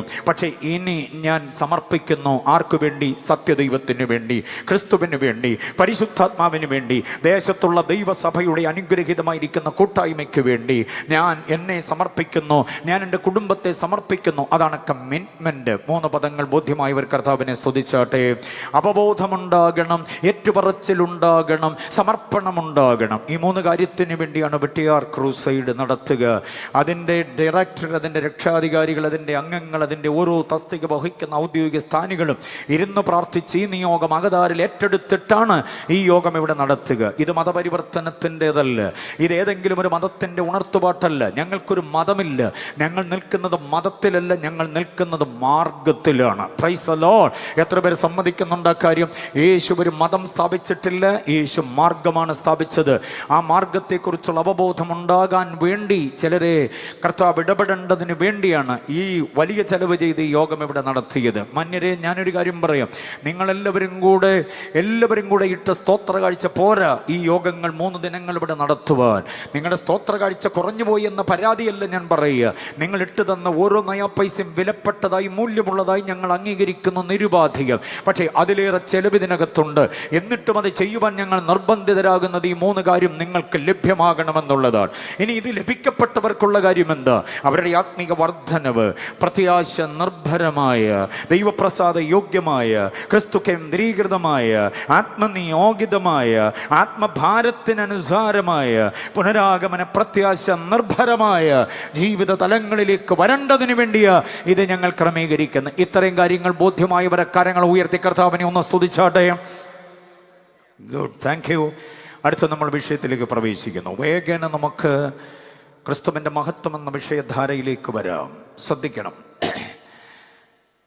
അനുഗ്രഹിക്കപ്പെട്ട 5 വേദഭാഗങ്ങൾ നിങ്ങളുടെ ശ്രദ്ധയിലേക്ക് തരുന്നു. 5 വേദഭാഗങ്ങളിൽ ക്രിസ്തുവിൻ്റെ മഹത്വമാണ് വെളിപ്പെടുത്തുക. അതാണ് ഞാൻ കുറിച്ചെടുക്കണമെന്ന് പറയുന്നത്. അടുത്ത ദിവസങ്ങളും വരുമ്പോൾ കുറിക്കാൻ വല്ലതും കൊണ്ടുവരണേ. ബാഗൊക്കെ ആയിട്ടല്ലേ വരുന്നത്, ബൈബിളും ഒക്കെ ആയിട്ടാണല്ലോ വരുന്നത്. അതിനകത്തൊരു പേപ്പറോ ബാഗിനകത്തൊരു ബുക്കോ ഒക്കെ ആയിട്ട് വരണം. സ്തോത്രം. പലരുടെയും ബാഗ് പരിശോധിച്ചാൽ അതിനകത്ത് കുറിക്കാൻ വല്ലതും കാണും, എന്നാലും കുറിക്കാൻ കൊണ്ടുവരത്തില്ല. അതാണ് നമ്മുടെ ഒരു കുഴപ്പം. സ്തോത്രം. ഓക്കെ, കുറിക്കുന്നവർ കുറിച്ചോളൂ. 5 വേദഭാഗങ്ങൾ ഞാൻ തരാം. 5 വേദഭാഗങ്ങൾക്കൊരു പേര് കൊടുക്കണം. High Christology. High Christology, HIGH. അതാണ് ഹൈ ക്രിസ്റ്റോളജി. ഉന്നത ക്രിസ്തു വിജ്ഞാനീയം, അതാണ് മലയാളം. ഉന്നത ക്രിസ്തു വിജ്ഞാനീയം വിളമ്പുന്ന 5 വേദഭാഗങ്ങൾ തരികയാണ്. അത് കുറിച്ചോണം. ഒന്നാമത്തെ വേദഭാഗം യോഹന്നാന്റെ സുവിശേഷം 1-ാം അധ്യായം 1 മുതൽ 18 വരെയുള്ള വാക്യങ്ങൾ. ഞാനിതൊന്നും വായിപ്പിക്കാതെ പോകുന്നത് വെട്ടിയാർ വായിക്കാൻ അറിയാവുന്നവരില്ലെന്നുള്ള ചിന്തയിലല്ല. മിടുമിടുക്കുകൾ, മിടുമിടുക്കന്മാരിവിടെയുണ്ട് വായിക്കാൻ. പറഞ്ഞു തീരുന്നതിന് മുമ്പേ റഫറൻസ് വായിക്കാൻ കരുത്തുള്ളവർ ഒത്തിരി പേര് ഇവിടെ ഉണ്ടെന്നറിയാം. പക്ഷെ ഒത്തിരി വാക്യങ്ങൾ എനിക്ക് പരാമർശിക്കണം, അതുകൊണ്ട് വായിപ്പിക്കാതെ പോകുന്നത് നിങ്ങൾ കുറിച്ചുകൊള്ളണം. യോഹന്നാന്റെ സുവിശേഷം 1-ാം അധ്യായം 1 മുതൽ 18 വരെയുള്ള വാക്യങ്ങൾ ഹൈ ക്രിസ്റ്റോളജിയാണ്. ആദിയിൽ വചനമുണ്ടായിരുന്നു, വചനം ദൈവത്തോടു കൂടെയായിരുന്നു, ആ വചനം ദൈവമായിരുന്നു. ക്രിസ്തുവിനെ വെളിപ്പെടുത്തിക്കൊണ്ടാണ് ആ വേദഭാഗം ആരംഭിക്കുന്നത് തന്നെ. 1-ാം വാക്യം മുതൽ 18-ാമത് വാക്യം വരെ ക്രിസ്തുവിൻ്റെ മഹത്വപൂർണ്ണമായിരിക്കുന്ന ദൈവത്വത്തിൻ്റെ ഗംഭീരമായ ആവിഷ്കാര ഭംഗിയെ നമുക്കവിടെ കാണാൻ കഴിയുക. ഓക്കെ, ഇനി രണ്ടാമത്തെ വേദഭാഗം ഏതാണെന്നറിയാമോ? എഫെസ് ലേഖനം 1-ാം അധ്യായം അതിൻ്റെ 20 മുതൽ 23 വരെയാണ്. എഫെസ് ലേഖനം 1-ന്റെ 20 മുതൽ 23 വരെ. മരിച്ചവരുടെ ഇടയിൽ നിന്ന് യേശുവിനെ ദൈവത്തിൻ്റെ ശക്തി ഉയർപ്പിച്ചു കൊണ്ടുവന്നിട്ട് സകല ശക്തികളുടെയും വാഴ്ചകളുടെയും അധികാരത്തിൻ്റെയും കർത്തൃത്വത്തിൻ്റെയും അത്യന്തം മീതെ. കണ്ടോ, അത് ഈ ലോകത്തിൽ മാത്രമല്ല വരാനുള്ളതിലും അവനെ തന്നെ എല്ലാറ്റിനും മീതെ സകലതും അവൻ്റെ കാൽക്കീഴയാക്കി വെച്ചിട്ട് എല്ലാം നിറയ്ക്കുന്നവൻ്റെ നിറവായിരിക്കുന്നവൻ്റെ ശരീരമായി സഭയ്ക്ക് അവനെ താലയാക്കി വെച്ചുമിരിക്കുന്നു. ഓ, എന്ന ഗാംഭീര്യമായ വേദഭാഗമാണെന്നറിയുമോ? ദൈവദാസന്മാർ, പ്രസംഗകരൊക്കെ തന്നെ ആ പദാനുപദമായ ചിന്തകൾക്ക് വിശകലനം കൊടുക്കണം. ക്രിസ്തുവിൻ്റെ മഹത്വം ഇത്ര ഭംഗിയായി പറയുന്ന മറ്റൊരു വേദഭാഗം ഇതിന് തുല്യമായിട്ടില്ല. അപ്പോൾ യോഹന്നാന്റെ സുവിശേഷം ആദ്യത്തെ 18 വാക്യം 1-ാം അധ്യായത്തിലെ, രണ്ടാമത്തത് എഫെസ് ലേഖനം 1-ന്റെ 20 മുതൽ 23 വരെയുള്ള വാക്യങ്ങൾ ഹൈ ക്രിസ്റ്റോളജിയാണ്. ഇനി മൂന്നാമത്തെ വേദഭാഗം നോക്കിക്കോണം. അത് ഫിലിപ്പിയ ലേഖനം 2-ാം അധ്യായം 6 മുതൽ അതിൻ്റെ 11 വരെയുള്ള വേദഭാഗങ്ങളാണ്. ഫിലിപ്പിയ ലേഖനം 2-ാം അധ്യായം അതിൻ്റെ 6 മുതൽ 11 വരെയുള്ള വേദഭാഗങ്ങൾ കുറിച്ചല്ലോ. ആ വേദഭാഗത്തെ ഞാനൊന്ന് വിഭജിക്കട്ടെ, ശ്രദ്ധിച്ചു കേട്ടോണം ആ വിഭജനം. 2-ാം അധ്യായം 6 മുതൽ 8 വരെ ഒരു ഭാഗം, അത് ക്രിസ്തുവിൻ്റെ പരിത്യാഗമാണ്. ക്രിസ്തുവിൻ്റെ പരിത്യാഗം. ഇനി അതിൻ്റെ 9 മുതൽ 11 വരെയുള്ള വേദഭാഗങ്ങൾ ക്രിസ്തുവിൻ്റെ പരമോന്നതത്വമാണ്. അത് മനസ്സിലാക്കിക്കോണം. ഇതിനെ മൊത്തത്തിൽ 2-ാം അധ്യായം 6 മുതൽ 8 വരെയുള്ള വേദഭാഗങ്ങൾക്ക് ക്രിസ്തുവിൻ്റെ പരിത്യാഗമെന്നാണ് പറയുക. എന്ന് പറഞ്ഞാൽ ദൈവമായിരുന്നവൻ, ദൈവത്തോടു കൂടെ ആയിരുന്നവൻ, സ്വർഗമഹിമകളിലായിരുന്നവൻ, ഓക്കെ, എൻ്റെയും നിങ്ങളുടെ പാപത്തിൻ്റെ പരിഹാരത്തിനു വേണ്ടി പാർത്തലത്തിലേക്ക് ഇറങ്ങി വന്നു. എങ്ങനെ ഇറങ്ങി വന്നു? ക്രൂശിലെ മരണത്തോളം അനുസരണമുള്ള ദാസനായിട്ട് ഇറങ്ങി വന്നു. അതിനോട് സ്വത്രം പറയാൻ തോന്നുന്നില്ലേ നിങ്ങൾക്ക്? എന്ന പദവിയിലായിരുന്നെന്നറിയാമോ? എന്നെ പദവിയിലായി ഇരുന്നത് അവിടുന്ന് താഴേക്ക് ഇറങ്ങി വന്നു. അതിനെയാണ് പരിത്യാഗം എന്ന് പറയുക. അങ്ങനെ പരിത്യാഗം ചെയ്ത് നമുക്ക് വേണ്ടി ക്രൂശിൽ മരിച്ചു. കേട്ടെ, 3 സ്ഥലനാമങ്ങൾ മറന്നു പോകരുത് ഒരിക്കലും. ഈ 3 സ്ഥലനാമങ്ങൾ വിശ്വാസ ജീവിതത്തിൽ മറക്കരുത്. ഗദ്സമന, ഗബദ്ധ, ഗൊൽഗോഥ. ഉണ്ടോ? ഇത് 3 മറക്കരുത്. ഗദ്സമന, ഗബദ്ധ, ഗൊൽഗോഥ. ഗബദ്ധ എന്ന് പറഞ്ഞ കൽത്തളമാണ്. അവിടെ വെച്ചാണ് യേശു അടിക്കപ്പെടുന്നത്, മർദ്ദിക്കപ്പെടുന്നത്. ഗോൽഗോഥയിൽ വെച്ച് പിടിക്കപ്പെടുന്നു, ഗബദ്ധയിൽ വെച്ച് തകർക്കപ്പെടുന്നു. ഗദ്സമനയിൽ വെച്ച് പിടിക്കും. ഞാൻ പറഞ്ഞത് തെറ്റിപ്പോയി. ഗദ്സമനയിൽ വെച്ച് പിടിക്കപ്പെടുന്നു, ഗബദ്ധായിൽ വെച്ച് തകർക്കപ്പെടുന്നു, ഗോൽഗോഥായിൽ വെച്ച് തറയ്ക്കപ്പെട്ട് പ്രാണനെ ഏൽപ്പിച്ചു കൊടുക്കുന്നു. അതുകൊണ്ട് ഈ 3 സ്ഥലനാമങ്ങൾ വിശ്വാസ ജീവിതത്തിൽ നമുക്ക് വിസ്മരിക്കാനാവാത്ത 3 സ്ഥലങ്ങളാണ്. അവ ധ്യാനിക്കുമ്പോഴാണ് ക്രിസ്തുവിൻ്റെ പരിത്യാഗത്തിൻ്റെ ആഴവും പരപ്പും നമുക്ക് മനസ്സിലാക്കാൻ പറ്റുക. അങ്ങനെ ഈ 3ഇടങ്ങളിലും കുതറി മാറാതെ ചിതറി നിൽക്കാതെ യാതൊരു വിധത്തിൽ എങ്ങനെങ്കിലും ഇത് രക്ഷപ്പെട്ടു പോകണമെന്ന് അതിനുവേണ്ടി ശ്രമിക്കാതെ തന്നെത്താൻ ഏൽപ്പിച്ചു കൊടുത്ത വിനീത വിധേയനായ തൻ്റെ പുത്രനെ പിതാവാം ദൈവം ഉയർത്തുന്നതാണ് 9 മുതൽ 11 വരെയുള്ള വേദഭാഗം. അതാണ് പരമോന്നതത്വം എന്ന് പറയുന്നത്. താനായിരുന്ന പദവിയിലേക്ക് ദൈവം അവനെ ഉയർത്തുകയാണ്. അതാണ് പരമോന്നതത്വം എന്ന് പറയുക. അതിശ്രേഷ്ഠമായൊരു പ്രയോഗമാണത്. 9 മുതൽ 11 വരെയുള്ള വേദഭാഗങ്ങൾ. ഓക്കെ, ഞാനൊരു കാര്യം കൂടെ ഒരു കുറിപ്പ് പറയട്ടെ, ശ്രദ്ധിച്ചോണേ. നമ്മൾ യേശു ക്രിസ്തു എന്ന് പറയും, ക്രിസ്തു യേശു എന്നും പറയും. അത് പറയുന്നതിൻ്റെ അടിസ്ഥാനം എന്തോന്നും വല്ലതും അറിയാവോ? വായി വരുന്ന മുറയ്ക്കങ്ങ് പറയുന്നതാണോ യേശു ക്രിസ്തു, ക്രിസ്തു യേശു? ലേഖനങ്ങളിൽ യേശു ക്രിസ്തു എന്ന് കാണുന്നുണ്ട്, ക്രിസ്തു യേശു എന്ന് കാണുന്നുണ്ട്. എഴുത്തുകാർക്ക് സൗകര്യപ്രദമായ രീതിയിൽ അങ്ങ് എഴുതി വെച്ചേക്കുന്നതാണോ? അല്ലല്ല. യേശു ക്രിസ്തു എന്ന് പറയുന്നതിനൊരു അർത്ഥമുണ്ട്, ക്രിസ്തു യേശു എന്ന് പറയുന്നതിൻ്റെ അർത്ഥമുണ്ട്. അതെല്ലാവരും ശ്രദ്ധിച്ചോണം. ക്രിസ്തു യേശു എന്ന് പറഞ്ഞാൽ പരമോന്നത സ്ഥാനത്തു നിന്ന് പരിത്യാഗത്തിലേക്ക് വന്നവൻ എന്നർത്ഥമാണ്. എന്ന് പറഞ്ഞാൽ എൻ്റെ അർത്ഥം ഫ്രം എബവ് ടു ബിലോ. ഉണ്ടോ? ക്രിസ്തു എബവ് ആണ്, ഏറ്റവും ഉന്നതനാണ്, പരമോന്നതനാണ്, അത്യുന്നതനാണ്. ആ സ്ഥാനത്ത് നിന്ന് താഴേക്ക് പാപമംഗലമായ ഭൂമിയിലേക്ക് ഇറങ്ങി വന്നപ്പോഴാണ് യേശുവെന്ന് പേരിട്ടത്. അതുകൊണ്ട് ക്രിസ്തുവെന്ന നാമം ആദ്യം വന്നാൽ പരമോന്നതനായിരുന്നവൻ, യേശുവെന്ന നാമം പിന്നെ വരുമ്പോൾ പരിത്യാഗം ചെയ്തവൻ. അതാണ് അതിൻ്റെ തിയോളജി. അങ്ങനെയാണെങ്കിൽ യേശു ക്രിസ്തു എന്ന് പറഞ്ഞാൽ എന്താ? യേശു എന്ന് പറയുന്നത് മാനുഷിക നാമമല്ലേ? ഏറ്റവും ഏറ്റവും പരിത്യാഗമായ ക്രൂശില മരണത്തോളം അനുസരണമുള്ളവനായി വന്ന ആ അവസ്ഥയിൽ നിന്ന് അങ്ങ് പരമോന്നത സ്ഥാനത്തേക്ക് ഉയർത്തപ്പെട്ടവൻ എന്ന് പറഞ്ഞാൽ ഫ്രം ബിലോ ടു എബവ്. അതാണ് യേശു ക്രിസ്തു. ക്രിസ്തു യേശു എന്ന് പറഞ്ഞാൽ ഫ്രം എബവ് ടു ബിലോ. എത്ര പേർക്ക് മനസ്സിലായി? അതാണ് ക്രിസ്തു യേശു, യേശു ക്രിസ്തു എന്ന പ്രയോഗങ്ങളുടെ ദൈവശാസ്ത്രം എന്ന് നമ്മൾ തിരിച്ചറിയണം. ഓക്കെ, മുൻപോട്ട് പോകുക. അപ്പോൾ ഫിലിപ്പിയ ലേഖനത്തിൽ ക്രിസ്തു പരിജ്ഞാനം, ഹൈ ക്രിസ്റ്റോളജി ഇവിടെയാണ്. അടുത്തത് എഴുതിക്കും, നാലാമത്തത് ഏതാണെന്നറിയാമോ? അത് കൊലോസ്യ ലേഖനം 1-ാം അധ്യായം 12 മുതൽ 27 വരെയുള്ള വാക്യങ്ങളാണ്. കൊലോസ്യ ലേഖനം 1:12 മുതൽ 27 വരെയുള്ള വാക്യങ്ങൾ ഹൈ ക്രിസ്റ്റോളജിയാണ്. നമ്മൾ ഈ വേദഭാഗങ്ങളൊക്കെ ഒത്തിരി വായിച്ചിട്ടുള്ളതാണെങ്കിലും നിന്ന് ചിന്തിച്ചിട്ടില്ലാത്തത് കൊണ്ട് അപരിചിതം പോലെ തോന്നാം. നമ്മൾ കേൾക്കുന്ന 10 പ്രസംഗങ്ങളിലും 8 പ്രസംഗങ്ങളും പഴയ നിയമവുമായി ബന്ധപ്പെട്ട പ്രസംഗങ്ങളാണ്. മനസ്സിലായില്ലേ? സുവിശേഷത്തിൻ്റെ കഥകളോ ഉപമകളോ ഒക്കെ ആയിരിക്കുക. കുരുടൻ്റെ കണ്ണിൽ ചേർത്ത് വെച്ചതും ലാസറിനെ ഉയർത്തിക്കൊണ്ട് വന്നതുമായ കഥകൾ കേട്ട് കേട്ട് കേട്ട് കേട്ട് നമ്മളങ്ങ് സുവിശേഷ പ്രസംഗം അതാണെന്ന് അങ്ങ് ധരിച്ചു പോവുക. സുവിശേഷ പ്രസംഗം എന്ന് പറഞ്ഞാൽ സാക്ഷാൽ ക്രിസ്തുവിനെ കുറിച്ചുള്ളതാണ്. അത് നമ്മൾ തിരിച്ചറിയണം. അതിലേക്ക് ഇനിയെങ്കിലും നമ്മൾ മടങ്ങി വന്നേ പറ്റൂ. Back to epistles, back to Christ എന്ന് പറയുന്നൊരു തത്വം നമുക്ക് വേണം. ബാക്കിയുള്ളതെല്ലാം ക്രിസ്തുവിനെ ഉയർത്തുന്നതിന് വേണ്ടിയുള്ള സംഭവങ്ങളെന്ന് മാത്രമേ ഉള്ളൂ. ആത്മരക്ഷയുടെ, പാപമോചനത്തിൻ്റെ, നിത്യജീവന്റെ, നിത്യതയുടെ പ്രവേശനത്തിന് ഉതകുന്നത് ക്രിസ്തുവിനെ കുറിച്ചുള്ള പ്രസംഗമാണ്. അതുകൊണ്ട് ഞാൻ ക്രിസ്തു പരിജ്ഞാനം നിങ്ങളുടെ മുമ്പിൽ വിളമ്പുന്നത്. ശ്രദ്ധിച്ചോണം. അടുത്തത് കൊലോസ്യ ലേഖനം 1:12 മുതൽ 28 വരെയുള്ള വാക്യങ്ങൾ ക്രിസ്തു പരിജ്ഞാനത്തിൻ്റെ ഗംഭീരമായിരിക്കുന്ന ഒരു വേദഭാഗമാണ്. അതേതൊക്കെയാണെന്ന് ഞാൻ ഒന്ന് പറയാം. നിങ്ങൾ 1-ാം അധ്യായം ഒന്ന് തുറന്നു വെച്ചുകൊള്ളൂ. ഞാൻ ഈ പറയുന്ന വാക്യങ്ങളിലൂടെ നിങ്ങളുടെ കണ്ണൊന്നോടിപ്പോകട്ടെ. 12-ാം വാക്യം, വെളിച്ചത്തിന് അവകാശിയാക്കി മാറ്റിയ ക്രിസ്തു, നമ്മെ വെളിച്ചത്തിന് അവകാശിയാക്കിയ ക്രിസ്തു. 13-ാം വാക്യം, സ്നേഹസ്വരൂപനായ ക്രിസ്തു. 14-ാം വാക്യം, നമ്മുടെ വീണ്ടെടുപ്പുകാരനായ ക്രിസ്തു. 15-ാം വാക്യം, ദൈവത്തിൻ്റെ സാക്ഷാൽ പ്രതിമയായ ക്രിസ്തു, the exact image of God. 16-ാം വാക്യം, സകലത്തിൻ്റെയും സൃഷ്ടിതാവായ ക്രിസ്തു. കണ്ടോ?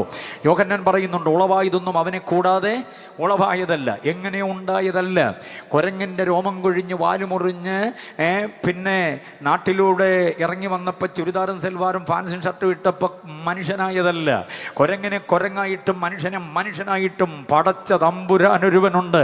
അത് അവൻ നിമിത്തം, അവൻ മുഖാന്തരം, അവനായിട്ടും ഉളവാക്കി സൃഷ്ടിതാവാണ് ക്രിസ്തു എന്ന വസ്തുത വ്യക്തമാക്കുന്നതാണ് 1:16 വാക്യം. യേശു സൃഷ്ടിതാവാണെന്ന് സമ്മതിക്കുന്നുണ്ടോ? എത്ര പേര് സമ്മതിക്കുന്നുണ്ട്? സ്തോത്രം. കുരങ്ങൻ്റെ വാല് മുറിഞ്ഞിട്ട് മനുഷ്യനുണ്ടായത് ഇന്നും പഠിപ്പിക്കുന്ന സിലബസുകളൊക്കെ കേൾക്കുമ്പം സങ്കടം തോന്നുകയല്ലാതെ വേറെ നിർവാഹമില്ല. മനസ്സിലായോ? ഇതൊക്കെ അനുവദിക്കുന്നതായിരിക്കുന്ന വിദ്യാസമ്പന്നരെ ഓർത്ത് കുണ്ഠിതപ്പെടുകയല്ലാതെ വേറെ നിർവാഹമില്ല. പക്ഷെ വേദപുസ്തകം പറയുന്നു, ഉളവായതെല്ലാം ക്രിസ്തുവിനാൽ ഉളവായതാണ്. ഒറ്റ വാക്കുകൊണ്ട് നിങ്ങൾ ശ്രദ്ധിച്ചു നോക്കണം. ഉൽപ്പത്തി പുസ്തകം 1-ാം അധ്യായം വായിച്ചു കഴിഞ്ഞാൽ ആത്മാവിൽ ആരാധിക്കണം. ഒരു സ്വോത്രം പോലും പറയാതെ നമ്മൾ ഇന്ന് വരെ വായിച്ചിട്ടുള്ളത് അതല്ലേ? പക്ഷേ ഇന്നത്തെ രാത്രിയിലെ കൺവെൻഷൻ കഴിഞ്ഞ് അത്താഴം ഉണ്ണുന്നതിന് മുമ്പ്, അത്താഴം ഉണ്ട് കഴിഞ്ഞാൽ പിന്നെ കോട്ട് വായൊക്കെ വരും. അതുകൊണ്ട് അത്താഴം ഉണ്ണുന്നതിന് മുൻപ് ഉൽപ്പത്തി പുസ്തകം 1-ാം അധ്യായം വായിക്കണം. അല്ലെ ഇന്ന് വായിച്ചില്ലെങ്കിലും വേണ്ടിയല്ല, നാളെ നേരം വെളുത്ത് ഫ്രഷ് ആയിട്ടിരിക്കുമ്പോൾ ഒന്ന് വായിച്ചു നോക്കണം. ഈ ഉൽപ്പത്തി പുസ്തകം 1-ാം അധ്യായം അതിനകത്ത് കുറേ പ്രാവശ്യം ആവർത്തിച്ച് പറയുന്നൊരു പദമുണ്ട്, ഠേ ഠേ ഠേ ഠേ. അങ്ങനെ പൊട്ടുന്നുണ്ട്, ആമിട്ട് പൊട്ടുന്നത് പോലെ. ഞാൻ അല്പം താഴ്ത്തിയാണ് പറഞ്ഞത്, കാരണം ഇവിടുത്തെ സൗണ്ട് സിസ്റ്റം ഗംഭീരമാണ്. ആ ഠേയൊക്കെ പറഞ്ഞാൽ നിങ്ങളുടെ ഇയർ ഡ്രം പൊട്ടിപ്പോവും.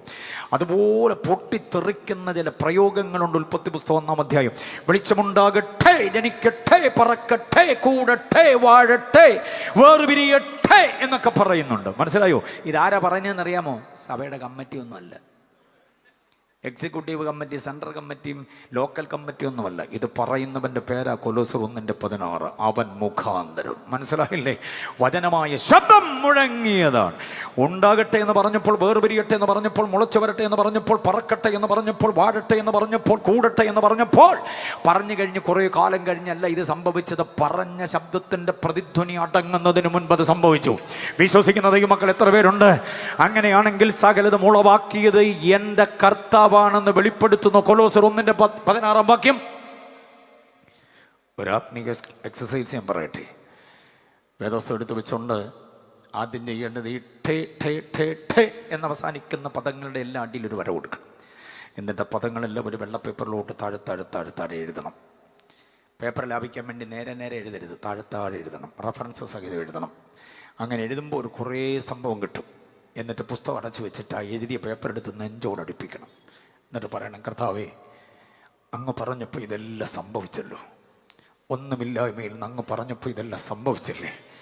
അങ്ങനാണെങ്കിൽ എന്നെ നോക്കി ഒന്ന് പറ കർത്താവേ, എൻ്റെ വീടിനെ നോക്കി ഒന്ന് പറ കർത്താവേ, എൻ്റെ കുഞ്ഞുങ്ങളെ നോക്കി ഇതൊന്ന് പറഞ്ഞ കർത്താവേ, ഞാൻ ശുശ്രൂഷിക്കുന്ന സഭയെ നോക്കി ഇതൊന്ന് പറ കർത്താവേ, എൻ്റെ വെട്ടിയാറിനെ നോക്കി ഇതൊന്ന് പറഞ്ഞ കർത്താവേ, എൻ്റെ പന്തളത്തെ നോക്കി, എൻ്റെ മാവേലിക്കരെ നോക്കി ഇതൊന്ന് പറഞ്ഞ കർത്താവേ. അങ്ങ് പറഞ്ഞപ്പോൾ എല്ലാം ഉണ്ടായി എങ്കിൽ എൻ്റെ സാമ്പത്തിക ബാധ്യത മാറത്തില്ലേ? വേർപിരിയട്ടെ എന്ന് പറഞ്ഞപ്പോൾ ഒന്നും ഉണ്ടാകത്തില്ലെന്ന് വൈദ്യശാസ്ത്രം വിധി എഴുതിയ എൻ്റെ ഗർഭപാത്രത്തെ നോക്കി എന്ന് പറ കർത്താവേ, ചിലത് അതിനകത്ത് മുളച്ചു വരട്ടെ.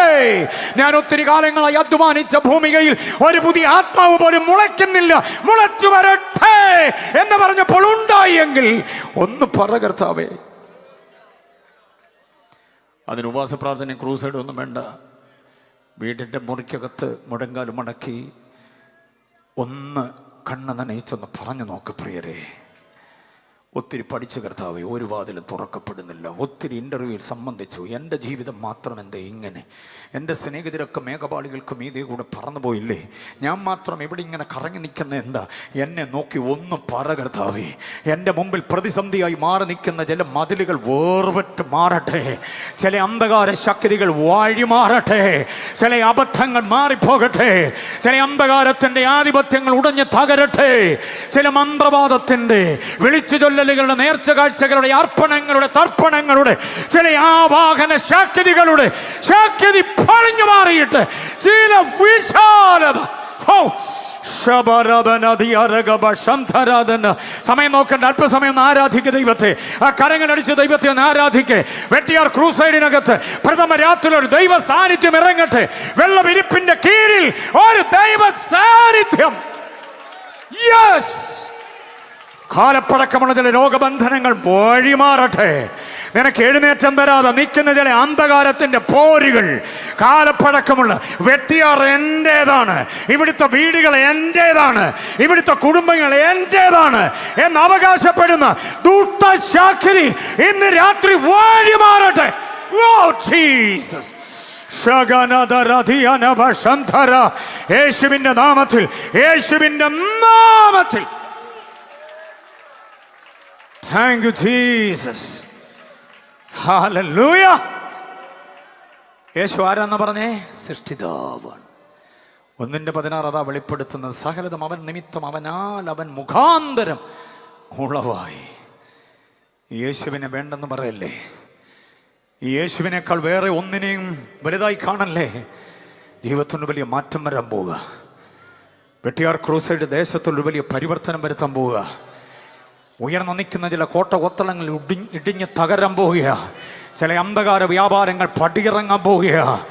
വ്യക്തികളെ അധീനമാക്കി വെച്ചിരിക്കുന്ന ചില അന്ധകാരത്തിന്റെ ശക്തികൾ ഇന്ന് രാത്രി പിൻവാങ്ങുകയാ. ചില കുടുംബങ്ങൾ സ്വതന്ത്രമാകുക. സ്നാനജലത്തിലേക്ക് ചില ആളുകൾ ഇറങ്ങാൻ പോവുകയാ. ഹല്ലേലൂയ. Thank you Jesus.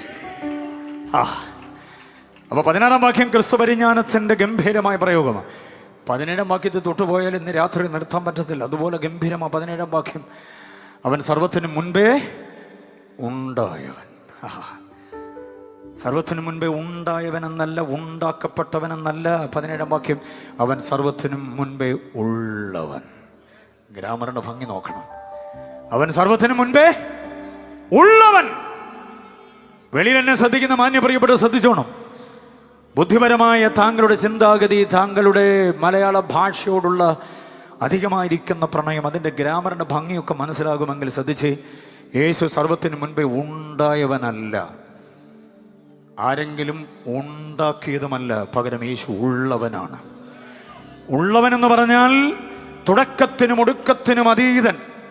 ഉള്ളവനെന്ന് പറഞ്ഞാൽ ആരംഭത്തിനും അവസാനത്തിനും അതീതൻ. ഉള്ളവനെന്ന് പറഞ്ഞാൽ ജനനത്തിനും മരണത്തിനും അതീതൻ. ഉള്ളവനെന്ന് പറഞ്ഞാൽ ജയന്തിക്കും സമാധിക്കും അതീതൻ. അതാണ് ക്രിസ്തു. എത്ര പേര് സമ്മതിക്കുന്നുണ്ട്?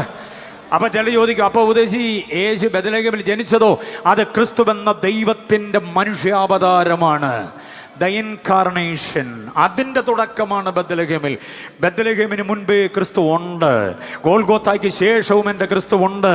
ഇല്ലെങ്കിൽ ഞാൻ ആ ക്രിസ്തുവിനെ പ്രസംഗിക്കാൻ ഇറങ്ങത്തില്ലായിരുന്നു.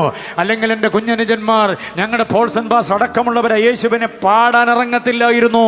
മനസ്സിലാകുന്നുണ്ടോ? ഞങ്ങൾ ഒരുമിച്ച് നിന്നുകൊണ്ട് അഭിഷക്ത ദൈവദാസന്മാർ കാലങ്ങളായി ക്രിസ്തുവിനെ പാടുകയും പ്രസംഗിക്കുകയും ചെയ്യുന്നതിൻ്റെ കാരണം അവൻ നിത്യനാണെന്നുള്ളത് കൊണ്ടാണ്. നിത്യനായ ഒരു ദൈവത്തിന് മാത്രമേ നിത്യജീവൻ തരാൻ പറ്റുള്ളൂ. നിത്യനായ ദൈവത്തിന് മാത്രമേ മരണത്തിനപ്പുറത്ത് നമ്മളെ നയിക്കാൻ പറ്റത്തുള്ളൂ. ബാക്കിയുള്ളതെല്ലാം മരണം കൊണ്ട് തീരുമെന്ന്. മരണം കൊണ്ട് തീരാതെ മരണത്തിനപ്പുറവും ഇതിനേക്കാൾ മെച്ചമായൊരു ജീവിതം നൽകാൻ കഴിയുന്നവന്റെ പേര് നിത്യനായവനെന്ന. മനുഷ്യൻ മാന്യനായിട്ട് ഇവിടെ ജീവിച്ച് മരിച്ചു കഴിയുമ്പോൾ എലിയായി, പുലിയായി, പഴുതാരയായി, ചിത്രശലഭമായിട്ട് ഇതിൽ പിന്നെയും വരുമെന്ന. 85 ലക്ഷം ജനന മരണങ്ങൾ നടന്നെങ്കിൽ മോക്ഷവും മുക്തിയും സായുജ്യവും ശാന്തിയും സമാധാനവും പ്രാപിക്കുള്ളെന്നാണ് പഠിപ്പിക്കൽ. ആ പഠിപ്പിക്കലിനെ 8ആയി ചുരുട്ടിയെടുത്ത് ഞങ്ങൾ ബേസ്ബിന്നിലേക്ക് തട്ടിയിട്ട് ഇന്ന് രാത്രി ഒരു കാര്യം പറയുന്നു: യേശുവിൽ വിശ്വസിക്കുന്നവൻ മരിച്ചാലും ജീവിക്കും. യേശു മരിച്ചിട്ട് ജീവിച്ചവനാണ്. യേശു നിത്യനായതുകൊണ്ട് അവനിൽ വിശ്വസിക്കുന്നവരെ നിത്യതയിലേക്ക് നയിക്കാൻ കർത്താവിന് കഴിയും. ഹല്ലേലൂയ! വിശ്വസിക്കുന്നവർ എത്ര പേരുണ്ട്? ആമേൻ. അപ്പോൾ യേശു നിത്യനാണെന്നാണ് 20-ാം വാക്യത്തിൻ്റെ 1-ാം ഭാഗം. അടുത്തത് മമ്മിമാരും പപ്പമാരും എല്ലാം നെഞ്ചിലേറ്റേണ്ട ഒരു വാക്യമാണ്: അവൻ സർവത്തിൻ്റെയും ആധാരമാണ്. ക്രിസ്തു ആരാന്ന് പറഞ്ഞേ? സർവത്തിൻ്റെയും. വാതുറന്നൊന്ന് പറ, ക്രിസ്തു സർവത്തിൻ്റെയും എന്ന് പറഞ്ഞല്ലോ. അങ്ങനാണെങ്കിൽ നിങ്ങളുടെ വാമൊഴിയാൽ നിങ്ങൾ പിടിക്കപ്പെടുക. ക്രിസ്തു സർവത്തിൻ്റെയും ആധാരമാണെന്ന് പറഞ്ഞാൽ എൻ്റെ ആരോഗ്യത്തിൻ്റെ ആധാരം ക്രിസ്തുവാണ്. എൻ്റെ ആഹാരത്തിൻ്റെ ആധാരം ക്രിസ്തുവാണ്. എൻ്റെ ആയുസിൻ്റെ ആധാരം ക്രിസ്തുവാണ്. ഏതെങ്കിലും മെഡിക്കൽ കോളേജോ മെഡിക്കൽ കോളേജിലെ സൂപ്പർ സ്പെഷ്യാലിറ്റി ഡോക്ടറോ അല്ല. നിംസോ, കിംസോ, മിംസോ, കോസ്മോപൊളിറ്റൻ ഹോസ്പിറ്റലോ അല്ലെങ്കിൽ സ്ലീബ മെഡിസിറ്റിയോ, അതുമല്ലെങ്കിൽ അങ്ങ് ആസ്ട്രൽ മെഡിസിറ്റിയോ, അങ്ങ് ഒത്തിരി ഉണ്ടല്ലോ. അമൃത ഹോസ്പിറ്റൽ അടക്കം ഹോസ്പിറ്റലുകളോടൊന്നും എനിക്ക് വിരോധമില്ല.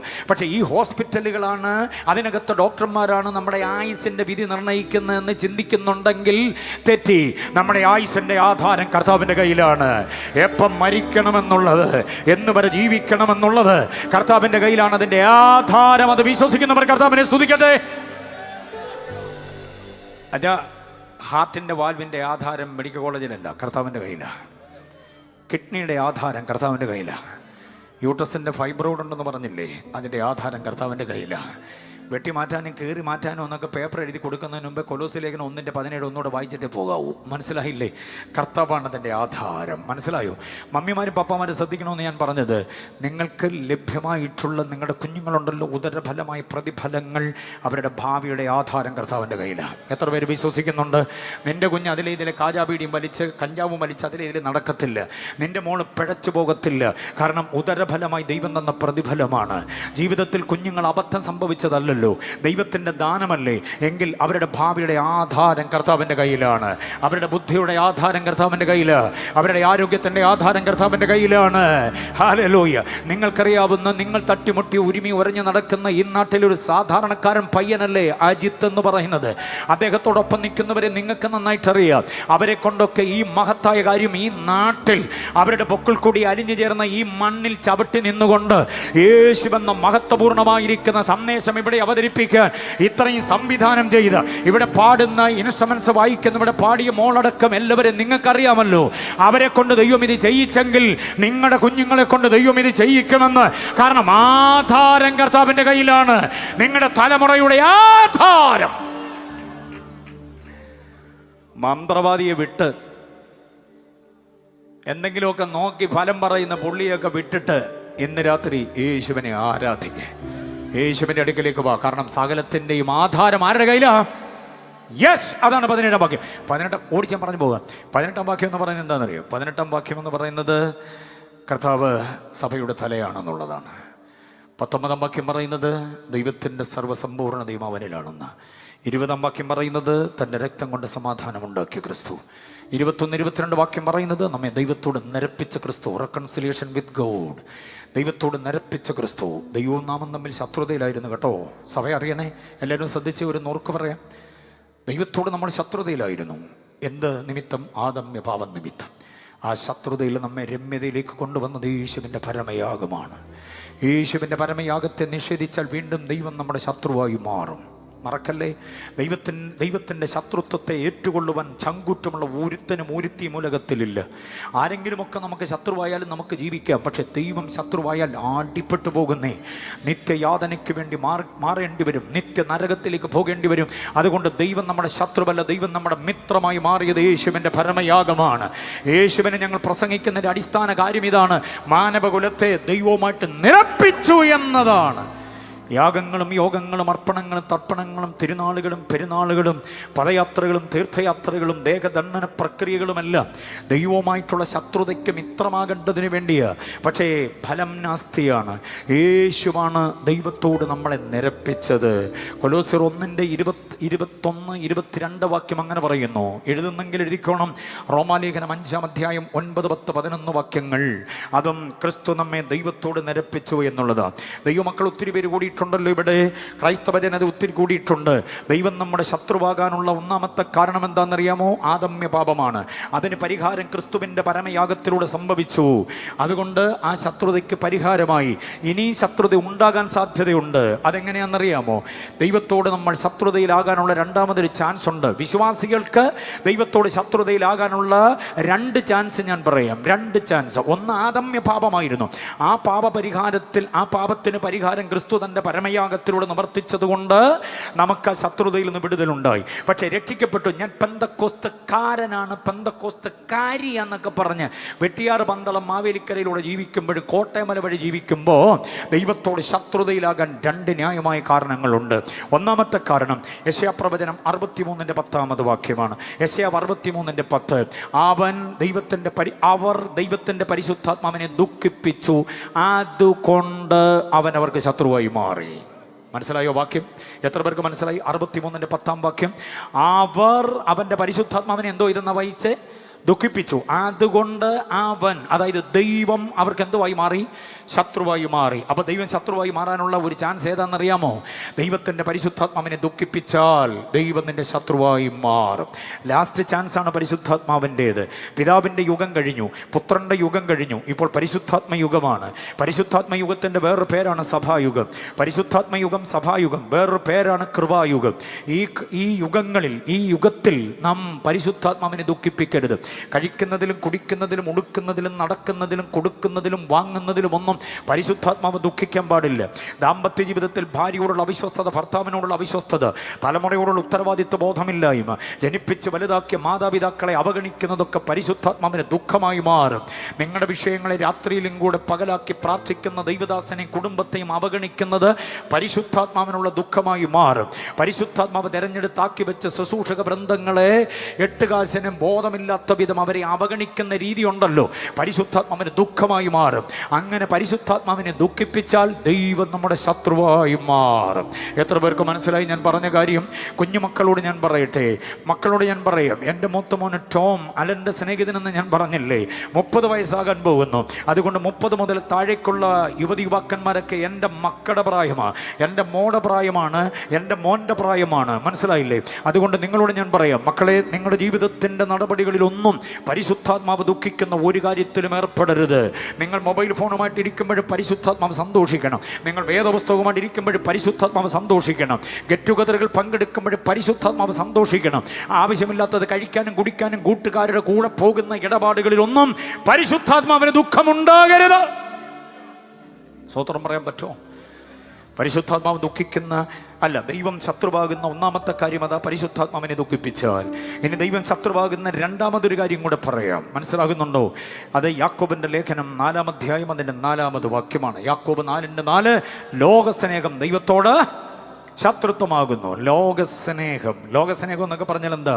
നാം പാർക്കുന്ന ഈ ലോകത്തിൽ നമുക്ക് ലോകത്തെ സ്നേഹിച്ചല്ലേ പറ്റുള്ളൂ. പക്ഷേ ഇവിടെ ലോകസ്നേഹം എന്ന് പറയുന്ന പ്രയോഗത്തിൻ്റെ അർത്ഥതലം ദൈവശാസ്ത്രപരമായ ആഴത്തിൽ പഠിക്കണം. ഒരു വിശേഷ ചിന്ത പറയാം. ശ്രദ്ധിച്ച് കുറിച്ചോണം, പഠിച്ചോണം, കേട്ടോണം, ഓർത്തിരുന്നോണം. ലോകമെന്ന പദത്തിന് വിശുദ്ധ ബൈബിളിൽ 3 അർത്ഥമാണുള്ളത്. ലോകമെന്നുള്ള വാക്ക് എവിടെയെങ്കിലും കണ്ടാൽ ഒരേ അർത്ഥത്തിൽ കാണരുത്. 3 അർത്ഥമാണ് അതിനുള്ളത്. ലോകമെന്ന പദത്തിന് 3 അർത്ഥമാണുള്ളത്. ഒന്നാമത്തെ അർത്ഥം എന്താണെന്നറിയാമോ? ലോകവും അതിലുള്ള സകലതും ഉണ്ടാക്കിയ ദൈവം. അപ്പോസ്തലപ്രവൃത്തി 17:24 വാക്യം. 17:24. അവിടെ ലോകമെന്ന പദമുണ്ട്. ആ പദത്തിൻ്റെ അർത്ഥം എന്താണെന്നറിയാമോ? ഈ ഭൂമി, വേൾഡ്. കുന്നുകൾ, പുഴകൾ, മലകൾ, താഴ്വരകൾ, സമതലങ്ങൾ, മരുഭൂമികളടക്കമുള്ള ഈ പ്രപഞ്ചം കണ്ടോ? ആകാശത്ത് സൂര്യചന്ദ്ര നക്ഷത്രാദികൾ, ഗ്രഹങ്ങൾ, ഉപഗ്രഹങ്ങൾ, അങ്ങ് വലിയ സമുദ്രം, ഈ ഭൂമിയിലുള്ള സകല സംവിധാനം, ഇതിനാണ് പ്രപഞ്ചമെന്ന് പറയുക.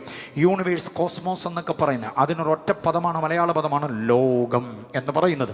അതാണ് 17:24 അപ്പോസ്തലനായ പൗലോസിൻ്റെ ഗംഭീര പ്രഭാഷണത്തിലെ പ്രയോഗമാണ് ലോകവും അതിലുള്ള സകലതും ഉണ്ടാക്കിയ ദൈവം. ഓക്കെ, അപ്പം ലോകം എന്നുള്ളതിന് ഒരർത്ഥം പ്രപഞ്ചമെന്നാണ്. രണ്ടാമതൊരർത്ഥമുണ്ട്, കേട്ടോണേ. യോഹന്നാൻ 3:16 വാക്യം. യോഹന്നാന്റെ സുവിശേഷം 3:16 എന്താ പറയുന്നതെന്ന് അറിയാമോ? 3:16 പറയുന്നത്, ആരും നശിച്ചു പോകാതിരിക്കാൻ ദൈവം അവനെ നൽകുവാൻ തക്കവണ്ണം, ബാക്കി പറ, ലോകത്തെ സ്നേഹിച്ചു. അവിടെ ലോകമെന്ന വാക്കിൻ്റെ അർത്ഥം എന്താ? ലോകമെന്ന് പറഞ്ഞാൽ മനുഷ്യ സമൂഹമാണ്, മാനവകുലമാണ്. അർത്ഥവ്യത്യാസം മനസ്സിലാക്കിക്കോണം. ഒറ്റ പദം തന്നെ പല അർത്ഥങ്ങളിലാണ് ഉപയോഗിക്കുക. ഏറ്റവും കുറഞ്ഞ ലോകമെന്ന പദത്തിന് 3 അർത്ഥമുണ്ട്. അതിൽ ഒന്നാമത്തേതെന്ന് പറയുന്നത് ഭൂമി എന്നർത്ഥമാണ്, പ്രപഞ്ചം എന്നർത്ഥമാണ്, കോസ്മോസ് എന്നർത്ഥമാണ്. രണ്ടാമത്തേത് ഈ ഭൂമിയിൽ പാർക്കുന്ന മാനവകുലം.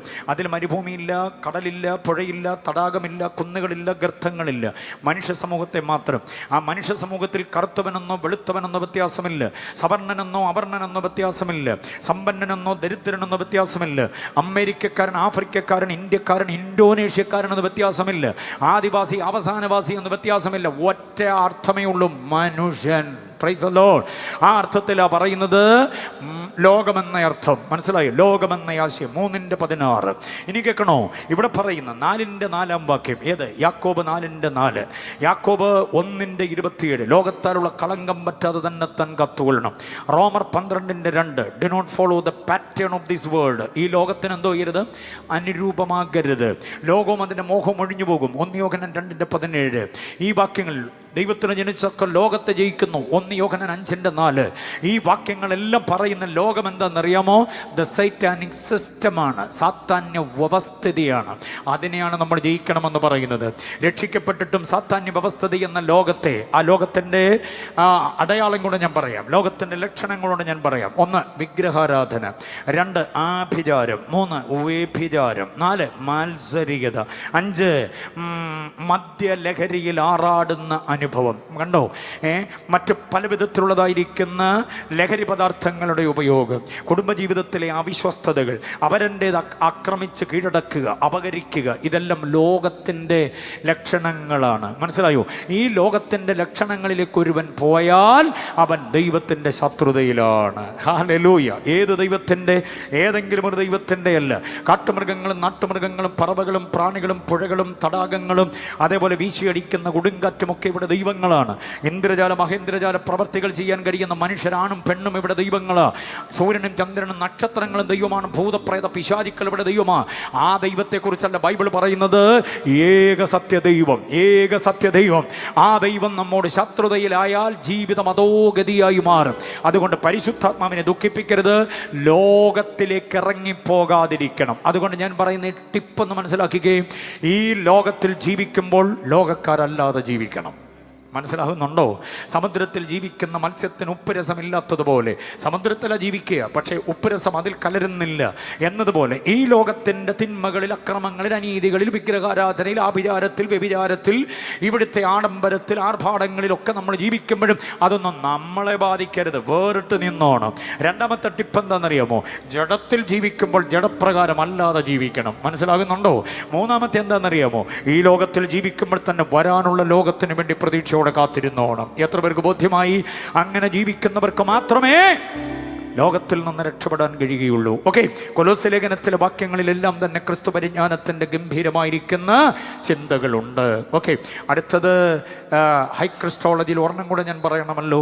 യോഹന്നാന്റെ സുവിശേഷം 1:1 മുതൽ 18 വരെ, എഫെസ്യ ലേഖനം 1:20 മുതൽ 23 വരെ, ഫിലിപ്പിയ ലേഖനം 2:6 മുതൽ അതിൻ്റെ 11 വരെ, കൊലോസ്യ ലേഖനം 1:12 മുതൽ 27 വരെയുള്ള വേദഭാഗങ്ങൾ. അടുത്തതും കൂടെ കേട്ടു, എബ്രായ ലേഖനം 1:1 മുതൽ 10 വരെയുള്ള വേദഭാഗങ്ങൾ. എബ്രായ ലേഖനം 1:1 മുതൽ 10 വരെ.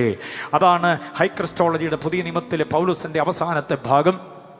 അതെ തൊട്ടാൽ തീർക്കാൻ പറ്റത്തില്ല. ഗംഭീരമാണ്. തത്വത്തിൻ്റെ മുദ്ര, തേജസ്സിൻ്റെ പ്രഭ, ദൈവത്തിൻ്റെ മഹിമയുടെ വലതുഭാഗത്തിരുന്നവൻ, പാപത്തിന് പരിഹാരം വരുത്തിയവൻ, ദൂതന്മാരെക്കാൾ ശ്രേഷ്ഠ നാമത്തിന് യോഗ്യനായി മാറിയവൻ. ഓ എന്താ ഗംഭീരം! സകലത്തെയും തൻ്റെ ശക്തിയുടെ വചനത്താൽ താങ്ങി നിർത്തുന്നവൻ, സകലത്തിൻ്റെ ഈ സൃഷ്ടിതാവെന്നൊക്കെ പറഞ്ഞ് ഉജ്ജ്വലമായിരിക്കുന്ന ഒത്തിരി കൂട്ടം കാര്യങ്ങൾ പറയുന്നുണ്ട്. എബ്രായർ 1:1 മുതൽ 10 വരെയുള്ള വേദഭാഗം അതും ഹൈ ക്രിസ്റ്റോളജിയാണ്. ഇതാണ് എൻ്റെ കർത്താവിൻ്റെ മഹത്വം. ഹല്ലേലൂയ! ഈ പറഞ്ഞതൊക്കെ ദൈവത്വ മഹത്വമാണ് എന്നും കൂടെ അറിയണം. അതിനല്ലേ പ്രഥമ പരിഗണന കൊടുക്കേണ്ടത്. ഇത്രയും മഹത്വപൂർണനായി ക്രിസ്തുവിനെയാണ് വെട്ടിയാറ് ഞങ്ങൾ പാട്ടിലൂടെ, പ്രസംഗത്തിലൂടെ, പ്രാർത്ഥനയിലൂടെ ഉയർത്തുന്നത്. ആ ക്രിസ്തു താങ്കൾ കന്യം വന്നു പോകരുത്.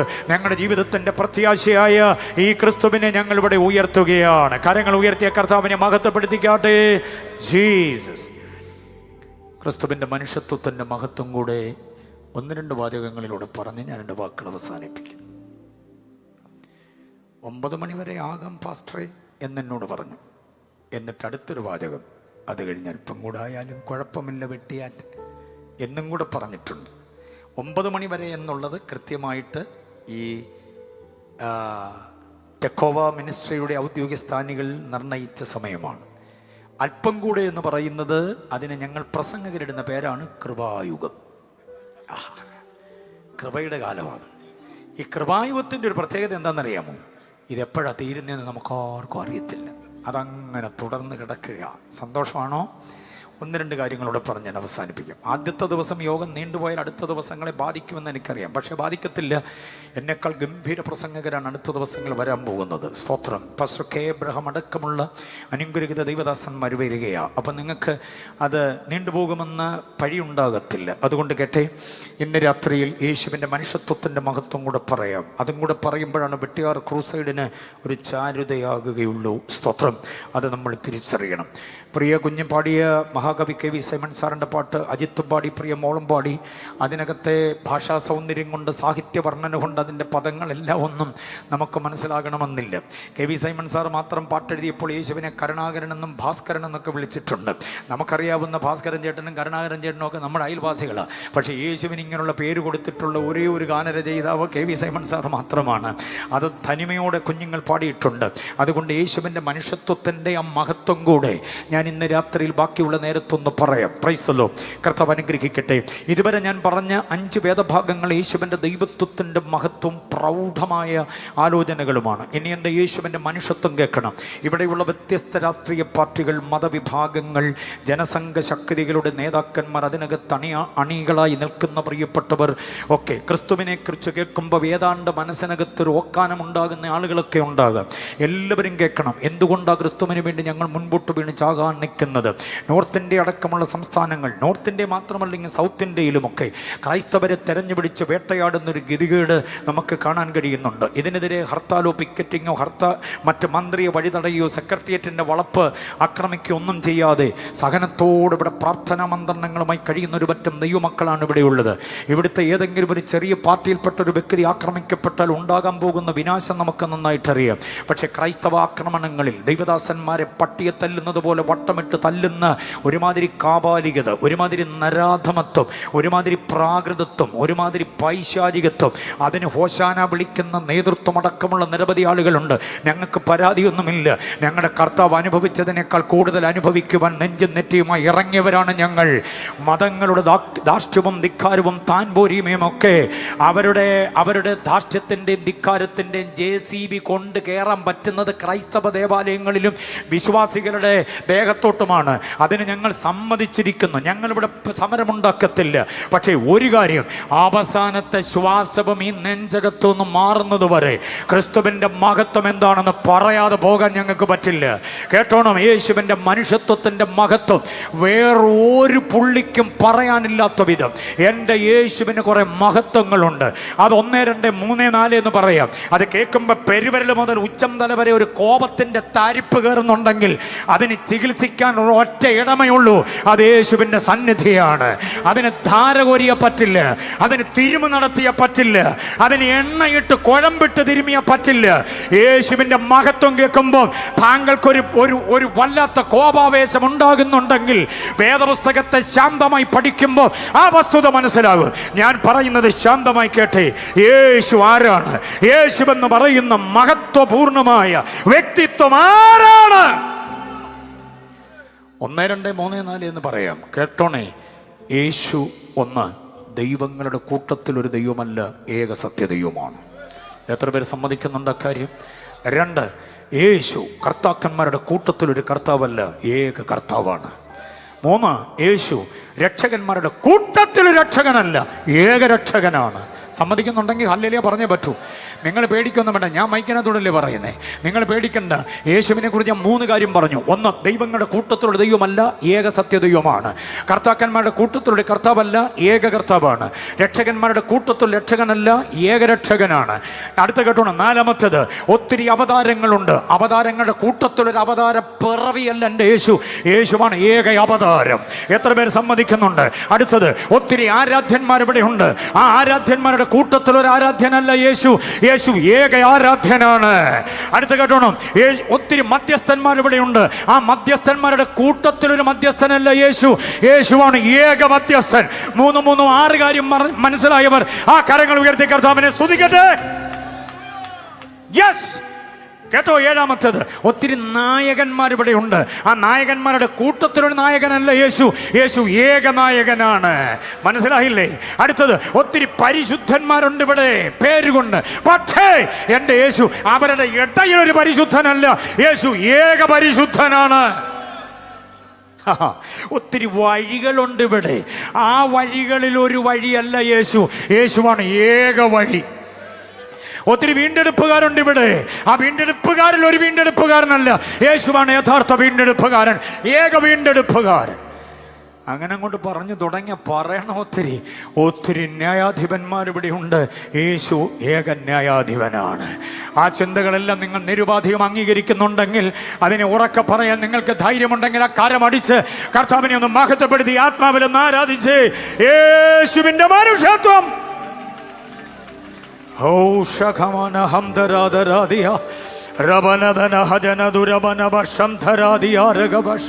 യേശുവിന്റെ മഹത്വം, മഹത്വം, മഹത്വം, മഹത്വം. We exalt thy name, we glorify thy name, we magnify thy name, O Lord Jesus. അങ്ങ് മാത്രം ഏക സത്യദൈവം. ഹല്ലേലൂയ. അനുഭവത്തിന്റെ തിളക്കത്തിലാണ് ഞങ്ങളിത് പറയുന്നത്.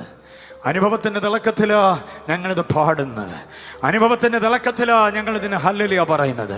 അല്ലാതെ ഏതോ ക്രൈസ്തവ രാജ്യത്തിൻ്റെ സായിപ്പ് കാശ് തരുന്നത് കൊണ്ടല്ല ടെക്കോവ മിനിസ്ട്രി ഇത് ചെയ്യുന്നത്. ഞങ്ങളുടെ അനുഭവത്തിലാണ് ഇത് പറയുന്നത്. അനുഭവത്തെ അങ്ങനെ അല്ലെന്ന് പറയാൻ ഒരുത്തനും അധികാരമില്ല. അനുഭവത്തെ അങ്ങനെ അല്ലെന്ന് പറയാൻ ഒരു ഗവൺമെന്റിനും പറ്റില്ല. അനുഭവത്തെ അങ്ങനെ അല്ലെന്ന് പറയാൻ ഒരു മത നേതാവിനും പറ്റില്ല. അനുഭവത്തെ അങ്ങനെ അല്ലെന്ന് പറയാൻ ഒരു ശക്തിക്കുമാവില്ല. യേശു മാത്രമേ രക്ഷകൻ. യേശുവിന്റെ മനുഷ്യത്വത്തിന്റെ മഹത്വം ചില വാക്യങ്ങളോടെ പറയാം. ഇത് പൊതുവായ ചില ചിന്തകൾ ഇതോടെ പറഞ്ഞ് ഞാൻ നിർത്തുകയാണ്. സ്തോത്രം. 1, യേശുവിന്റെ മനുഷ്യത്വത്തിന്റെ സവിശേഷത എന്താണെന്നറിയാമോ? ഹല്ലേലൂയ. പാപമില്ലാത്തവനായ യേശു. എത്ര പേര് സമ്മതിക്കുന്നുണ്ട്? യേശുവിൽ പാപമില്ല. 1 യോഹന്നാൻ 3:5 വാക്യമാണ്. 1 യോഹന്നാൻ 3:5 നെഞ്ചിലേറ്റിക്കൊണ്ട് നടക്കണം. യോഹന്നാൻ എന്ന തിയോളജിൻ എഴുതി വെക്കുകയാണ്, പാപങ്ങളെ നീക്കുവാൻ അവൻ വന്നു, അവനിൽ പാപമില്ല. പാപങ്ങളെ നീക്കാൻ വന്നവൻ്റെ ഏറ്റവും വലിയ ഗുണം അവനിൽ പാപമില്ലെന്നുള്ളത്. പാപമുള്ളവരെല്ലാം കൂടി ഇവിടെ യാഗം നടത്തിയിട്ട് എന്താ കാര്യം? പാപമുള്ളവരെല്ലാം കൂടി ഇവിടെ എന്തെങ്കിലും കർമ്മം ചെയ്തിട്ട് എന്താ കാര്യം? എൻ്റെ യേശുവിൻ്റെ പാപ പരിഹാര കർമ്മത്തെ ഞങ്ങൾ നിരുപാധികം അംഗീകരിക്കുന്നത്. യേശുവിൽ പാപമില്ല. അതിനോട് സ്തോത്രം പറഞ്ഞേ പറ്റത്തുള്ള വാക്യത്തിന്. അടുത്ത വാക്യം തരാം, കേട്ടോണം. വിവരിക്കുന്നില്ല, വിവരിക്കാൻ നിന്നാൽ ആകപ്പാടെ കുഴയും. അതുകൊണ്ട് ഞാൻ അങ്ങോട്ട് പോകുന്നില്ല. ഇനി ഒരിക്കൽ വെട്ടിയാറ് വഴി വരികയാണെങ്കിൽ, ആദ്യത്തെ യോഗത്തിന് എന്നെ വിളിച്ചില്ല, രണ്ടാമത്തെ യോഗത്തിനെ വിളിച്ച്, മൂന്നാമത്തേന് വിളിക്കത്തില്ലായിരിക്കും. അല്ലാതെ വെട്ടിയാറ് വഴി വരികയാണെങ്കിൽ പറയാം. ഇതിൻ്റെ വിവരണമൊക്കെ അന്ന് തരാം. സ്തോത്രം. ഞാനത് പറയുമെന്നറിയാം, അതുകൊണ്ടാണ് ഡയറക്ടർ ഒളിച്ചിരിക്കുകയല്ലേ, പിടിക്കുന്നുണ്ട് ഞാൻ. ഓക്കെ, രണ്ടാമത്തെ വാക്യം 1 യോഹന്നാൻ 3:5 വാക്യമാണ്. അവനിൽ എന്തോ ഇല്ല, ഒന്ന് പറഞ്ഞേ എല്ലാവരുടെ, പാപമില്ല.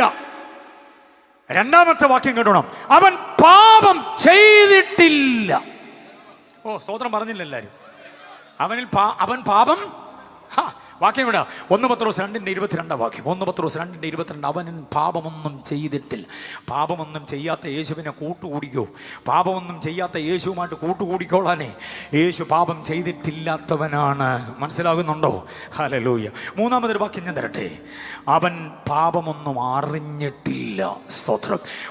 2 കൊരിന്ത്യർ ലേഖനം 5-ാം അധ്യായം അതിൻ്റെ 21-ാം വാക്യം. 2 കൊരിന്ത്യർ 5:21 പറയുന്നു, അവൻ പാപമൊന്നും അറിഞ്ഞിട്ടില്ല. അപ്പൊ 3 വാക്യങ്ങളുടെ കണക്ഷൻ നിങ്ങൾ ചിന്തിച്ച്, 1 പാപം ഇല്ലാത്തവൻ, 2 പാപം ചെയ്യാത്തവൻ, 3 പാപം അറിയാത്തവൻ. യേശുവിനെ കുറിച്ച് കെട്ടിഞ്ഞാന്ന് ചത്തുപോയി യൂദാച്ചൻ എഴുതിയ ഒരു ഒറ്റവരി സുവിശേഷമുണ്ട്, വായിച്ചിട്ടുണ്ടോ? യേശുവിൻ്റെ സഹോദരൻ എഴുതിയ ഒരു ലേഖനമുണ്ട് മൊത്തത്തിൽ. മത്തായി എഴുതിയ പുസ്തകത്തിന് 28 അധ്യായമുണ്ട് അല്ലേ? മർക്കോസ് എഴുതിയതിന് 16 അധ്യായമുണ്ട്. ലൂക്കോസ് എഴുതിയതിന് 24 അധ്യായമുണ്ട്. യോഹന്നാൻ എഴുതിയതിന് 21 അധ്യായമുണ്ട്. നെടുനീളം സുവിശേഷ ഗ്രന്ഥമാണ്. പക്ഷേ കെട്ടിയാന്ന് ചത്ത യൂദ 30 വെള്ളിക്കാശ് യേശുവിനെ ഒറ്റിക്കൊടുത്തുണ്ടാക്കിയ പുള്ളിക്കാരൻ ഒരു ഒറ്റവരി സുവിശേഷം എഴുതിയിട്ടുണ്ട്. അത് ഈ സുവിശേഷ ഗ്രന്ഥങ്ങളോടെല്ലാം നേരിട്ട് വയ്ക്കാവുന്ന ഗ്രന്ഥമാണ്. ഗ്രന്ഥം എന്ന് പറയാൻ പറ്റത്തില്ല, ഒരു ഒറ്റവരി സുവിശേഷം. അതേതാണെന്നറിയാമോ? മത്തായി സുവിശേഷം 27-ാം അധ്യായം 4-ാം വാക്യമാണ്. മത്തായി 27:4 യൂദ പറയുക, ഞാൻ കുറ്റമില്ലാത്ത രക്തത്തെ കാണിച്ചു കൊടുത്തു. അതിൽ കൂടുതൽ എന്തോ സുവിശേഷം? യേശു ആരാണെന്നുള്ളത് വ്യക്തമായി പറയുന്നൊരു സംഭവമല്ലേ? അതൊരു പുസ്തകം എഴുതിയില്ലെന്നുള്ളതേ ഉള്ളൂ. ഒറ്റവരി സുവിശേഷമെന്ന് ഞാനതിന് പേര് കൊടുക്കുന്നു. ഞാൻ കുറ്റമില്ലാത്ത രക്തത്തെ കാണിച്ചു കൊടുത്തത്. യേശു കുറ്റമില്ലാത്തവനാ കേട്ടോ, യേശു കുറ്റമില്ലാത്തവനാ. അതിൽ സന്തോഷിക്കുന്ന എത്ര പേരുണ്ട്? ആ കുറ്റമില്ലായ്മയെക്കുറിച്ച് ഞാനൊന്ന് പറയട്ടെ. പീലാത്തോസ് ഒരിക്കൽ തൻ്റെ പ്രട്ടോറിയത്തിൽ കൂടി വന്ന, അങ്കണത്തിൽ കൂടി വന്ന ജനാവലി എല്ലാം കൂടി ഒരു പാട്ട് പാടുന്നുണ്ട്, പ്രാകൃത ഗാനം. ക്രൂശിക്ക ക്രൂശിക്ക ക്രൂശിക്ക ക്രൂശിക്ക, അവനെ കൊന്നുകളക. ശബ്ദകോലാഹലം അധികമായപ്പോൾ പീലാത്തോസ് എഴുന്നേറ്റെന്ന് പറഞ്ഞു, നോ, ശാന്തമാ. ഞാനൊരു ചോദ്യം ചോദിക്കാം, ഇവൻ ചെയ്ത കുറ്റം എന്താ? ഇവൻ ചെയ്ത കുറ്റം എന്താ? ലോകത്തിൻ്റെ ചക്രവാള സീമകൾ തട്ടി പ്രതിധ്വനിക്കുന്ന ആ ചോദ്യത്തിന് ഇന്നും മറുപടി പറയാൻ ആരും തൻ്റെ ഇടം ആയിട്ട് മുമ്പോട്ട് വന്നിട്ടില്ല. എഴുത്തുകാരും ഒത്തിരി സാഹിത്യകാരന്മാരും ദാർശനിക പ്രബോധകന്മാരും ഒക്കെ ഉണ്ട്. യേശുവിന് ഒരു കുറ്റമുണ്ടായിരുന്നു, ആർക്കും പറയാൻ പറ്റിയിട്ടില്ല ഇതുവരെ. പീലാത്തോസിന്റെ ആ ചോദ്യം ഇങ്ങനെ പ്രതിധ്വനിച്ചുകൊണ്ടിരിക്കുക, ഇവൻ ചെയ്ത കുറ്റം എന്താ? അപ്പൊ ചിലർ രംഗത്തോട്ട് വന്നു, ഇവൻ ആലയം പൊളിച്ച് 3 ദിവസം കൊണ്ട് പണിയുമെന്ന് പറഞ്ഞു. ഞങ്ങളുടെ പിതാക്കന്മാർ 46 ആണ്ട് കൊണ്ട് പണിത ആലയത്തെ 3 ദിവസം കൊണ്ട് ഇവൻ പണിയുമെന്ന് പറഞ്ഞു. കുറ്റമല്ലേ? വേറെ ആൾ പറഞ്ഞു, കൈസർക്ക് കരം കൊടുക്കുന്ന വിഹിതമല്ലെന്ന് ഇവൻ പറഞ്ഞു. കുറ്റമല്ലേ? വേറെ ആൾ പറഞ്ഞു, ഇവൻ ദൈവമാണെന്ന് പറഞ്ഞു. അങ്ങനെ ഒത്തിരി കാര്യങ്ങൾ ഓരോരുത്തരും പറഞ്ഞു. പീലാത്തോസ് പറഞ്ഞു, നോ, ഇതൊന്നും ഒരുത്തനെ ക്രൂശിക്കാൻ പറ്റിയ കുറ്റമല്ല. ഞാൻ ആ ഭാഗത്തൊക്കെ പരതി അന്വേഷിച്ചു. ഇവർ പലതരം കുറ്റം, എൻ്റെ യേശുവിൻ്റെ ധാർമ്മികമായ കുറ്റമില്ലായ്മ ഞാനൊന്ന് പറയുക, ശ്രദ്ധിച്ചോണേ. ഈ പറഞ്ഞ പുള്ളികൾക്കാർക്കും എൻ്റെ യേശുവിനെയും ഒരു സ്ത്രീയെയും ചേർത്ത് ഒരു കുറ്റവും പറയാനില്ല. എത്ര പേർക്ക് സ്വതന്ത്രം പറയാൻ പറ്റും? മഗ്ദല മറിയയും ഇവനെയും കൂടെ ഞങ്ങൾ അവിടെ വെച്ച് കണ്ടു, ഇവിടെ വെച്ച് കണ്ടു. മാർത്തയും മറിയയും കൂടെ അവരെ വീട്ടിൽ ഒറ്റയ്ക്കുള്ളപ്പോൾ ഇവനെ അവിടെ വെച്ച് കണ്ടു. ആർക്കും ഒരു കുറ്റവും പറയാനില്ല. യേശു ധാർമ്മികമായി കുറ്റമില്ലാത്തവൻ, സാൻമാർഗികമായി കുറ്റമില്ലാത്തവൻ. ആ യേശുവിനെ ആരാധിക്കുന്നതിന് എന്താ കുഴപ്പം? പെണ്ണെന്ന് പറയുന്ന ഒരു ഇടപാടിനെ കണ്ടു കഴിഞ്ഞാൽ നേരെ ഇതെൻ്റെ അമ്മയാണ്, അല്ലെങ്കിൽ എൻ്റെ മൂത്ത ചേച്ചിയാണ്, ഇതെൻ്റെ കുഞ്ഞനുജത്തിയാണ്, ഇതെൻ്റെ പെങ്ങളാണെന്നുള്ള ബോധമില്ലാതെ പെരുമാറുന്നതിനേക്കാൾ യേശുവിൻ്റെ ധാർമ്മിക വിശുദ്ധി എത്ര ഗംഭീരമാണെന്ന് പഠിക്കേ. കരമടിച്ച് കർത്താവിനെ ഒന്ന് ഉയർത്തിക്കേ. യേശു ധാർമ്മികമായി വിശുദ്ധിയുള്ളവനാണ്. അതാണ് യൂദാ പറയുന്നത്, ഇവൻ കുറ്റമില്ലാത്തവൻ. യേശുവിൻ്റെ ധാർമ്മിക വിശുദ്ധി അതാ. മനസ്സിലായില്ലേ? അടുത്ത ഒന്നും കൂടെ പറഞ്ഞാൽ നിർത്തുക. ഈ നിർത്തുക എന്ന് ഇടയ്ക്കിടയ്ക്ക് പറയുന്ന ഇടക്കാല ആശ്വാസമാണല്ലോ. നിർത്താനല്ല, അങ്ങനെ ഒരു ആശ്വാസം കിട്ടുന്ന സന്തോഷമാണല്ലോ, അതിനുവേണ്ടി പറയുന്ന. ഓക്കെ, ഒരെണ്ണം കൂടെ പറയാം, ശ്രദ്ധിച്ചോണം. ഒരൊറ്റവരി സുവിശേഷമുണ്ട്. ഒരു സഹോദരി പറയുന്ന, അതാരാന്നറിയാമോ? ബോധമില്ലാത്തൊരു ഭർത്താവിന് ബോധമുള്ളൊരു ഭാര്യ. രണ്ടുപേരും കൂടെ ബോധമില്ലാതാകില്ലേ?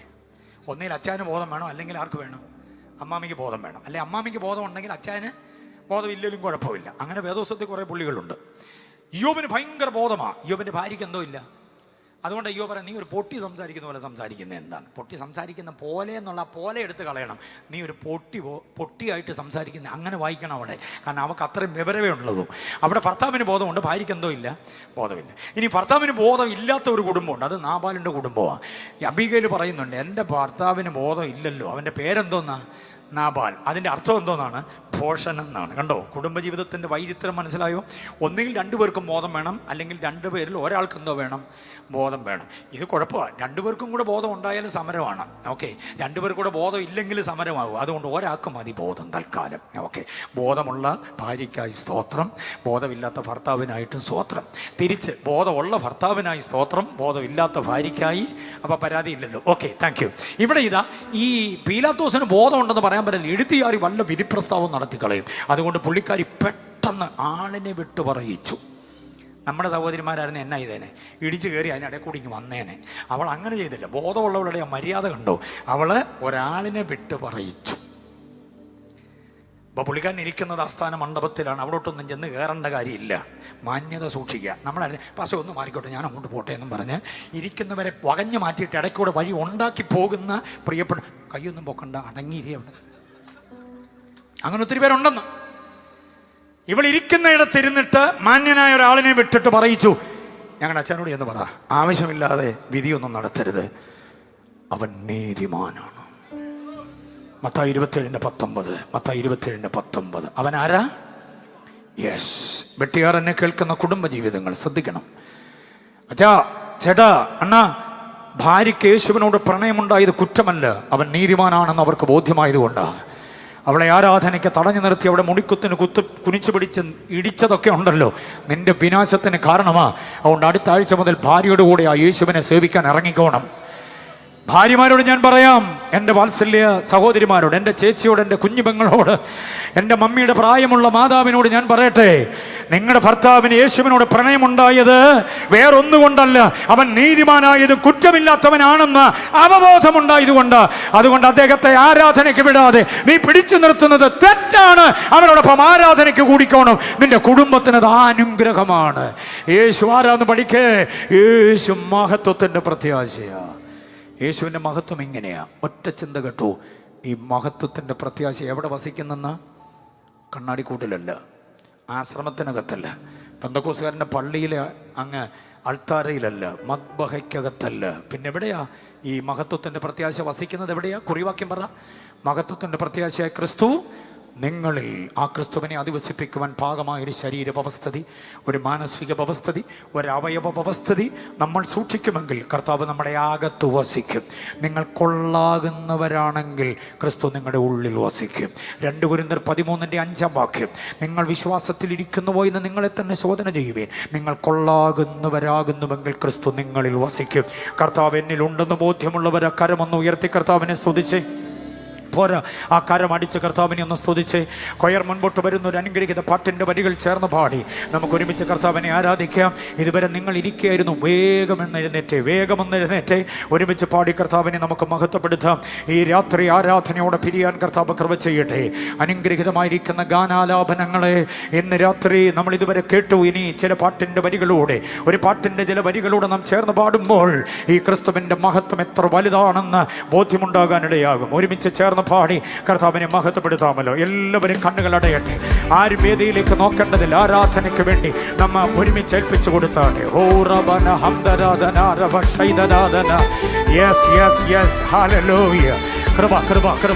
കൃപ അഭിഷേകത്തിന്റെ ശക്തമായ നിറവ് ഇന്ന് രാത്രി വ്യാപരിക്കപ്പെടട്ടെ.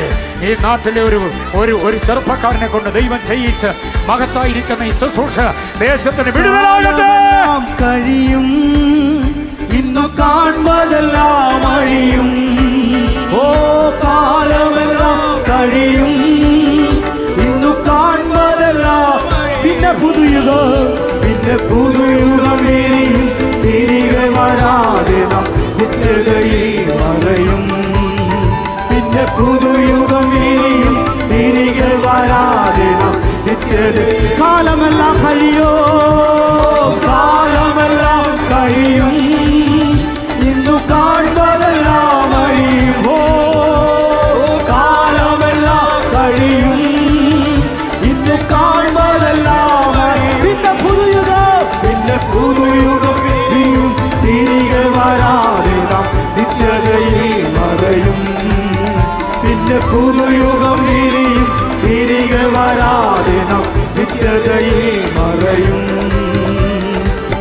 ഫലം തന്നിടുവാൻ യേശുരാജൻ വന്നിടുവാൻ അധികമേ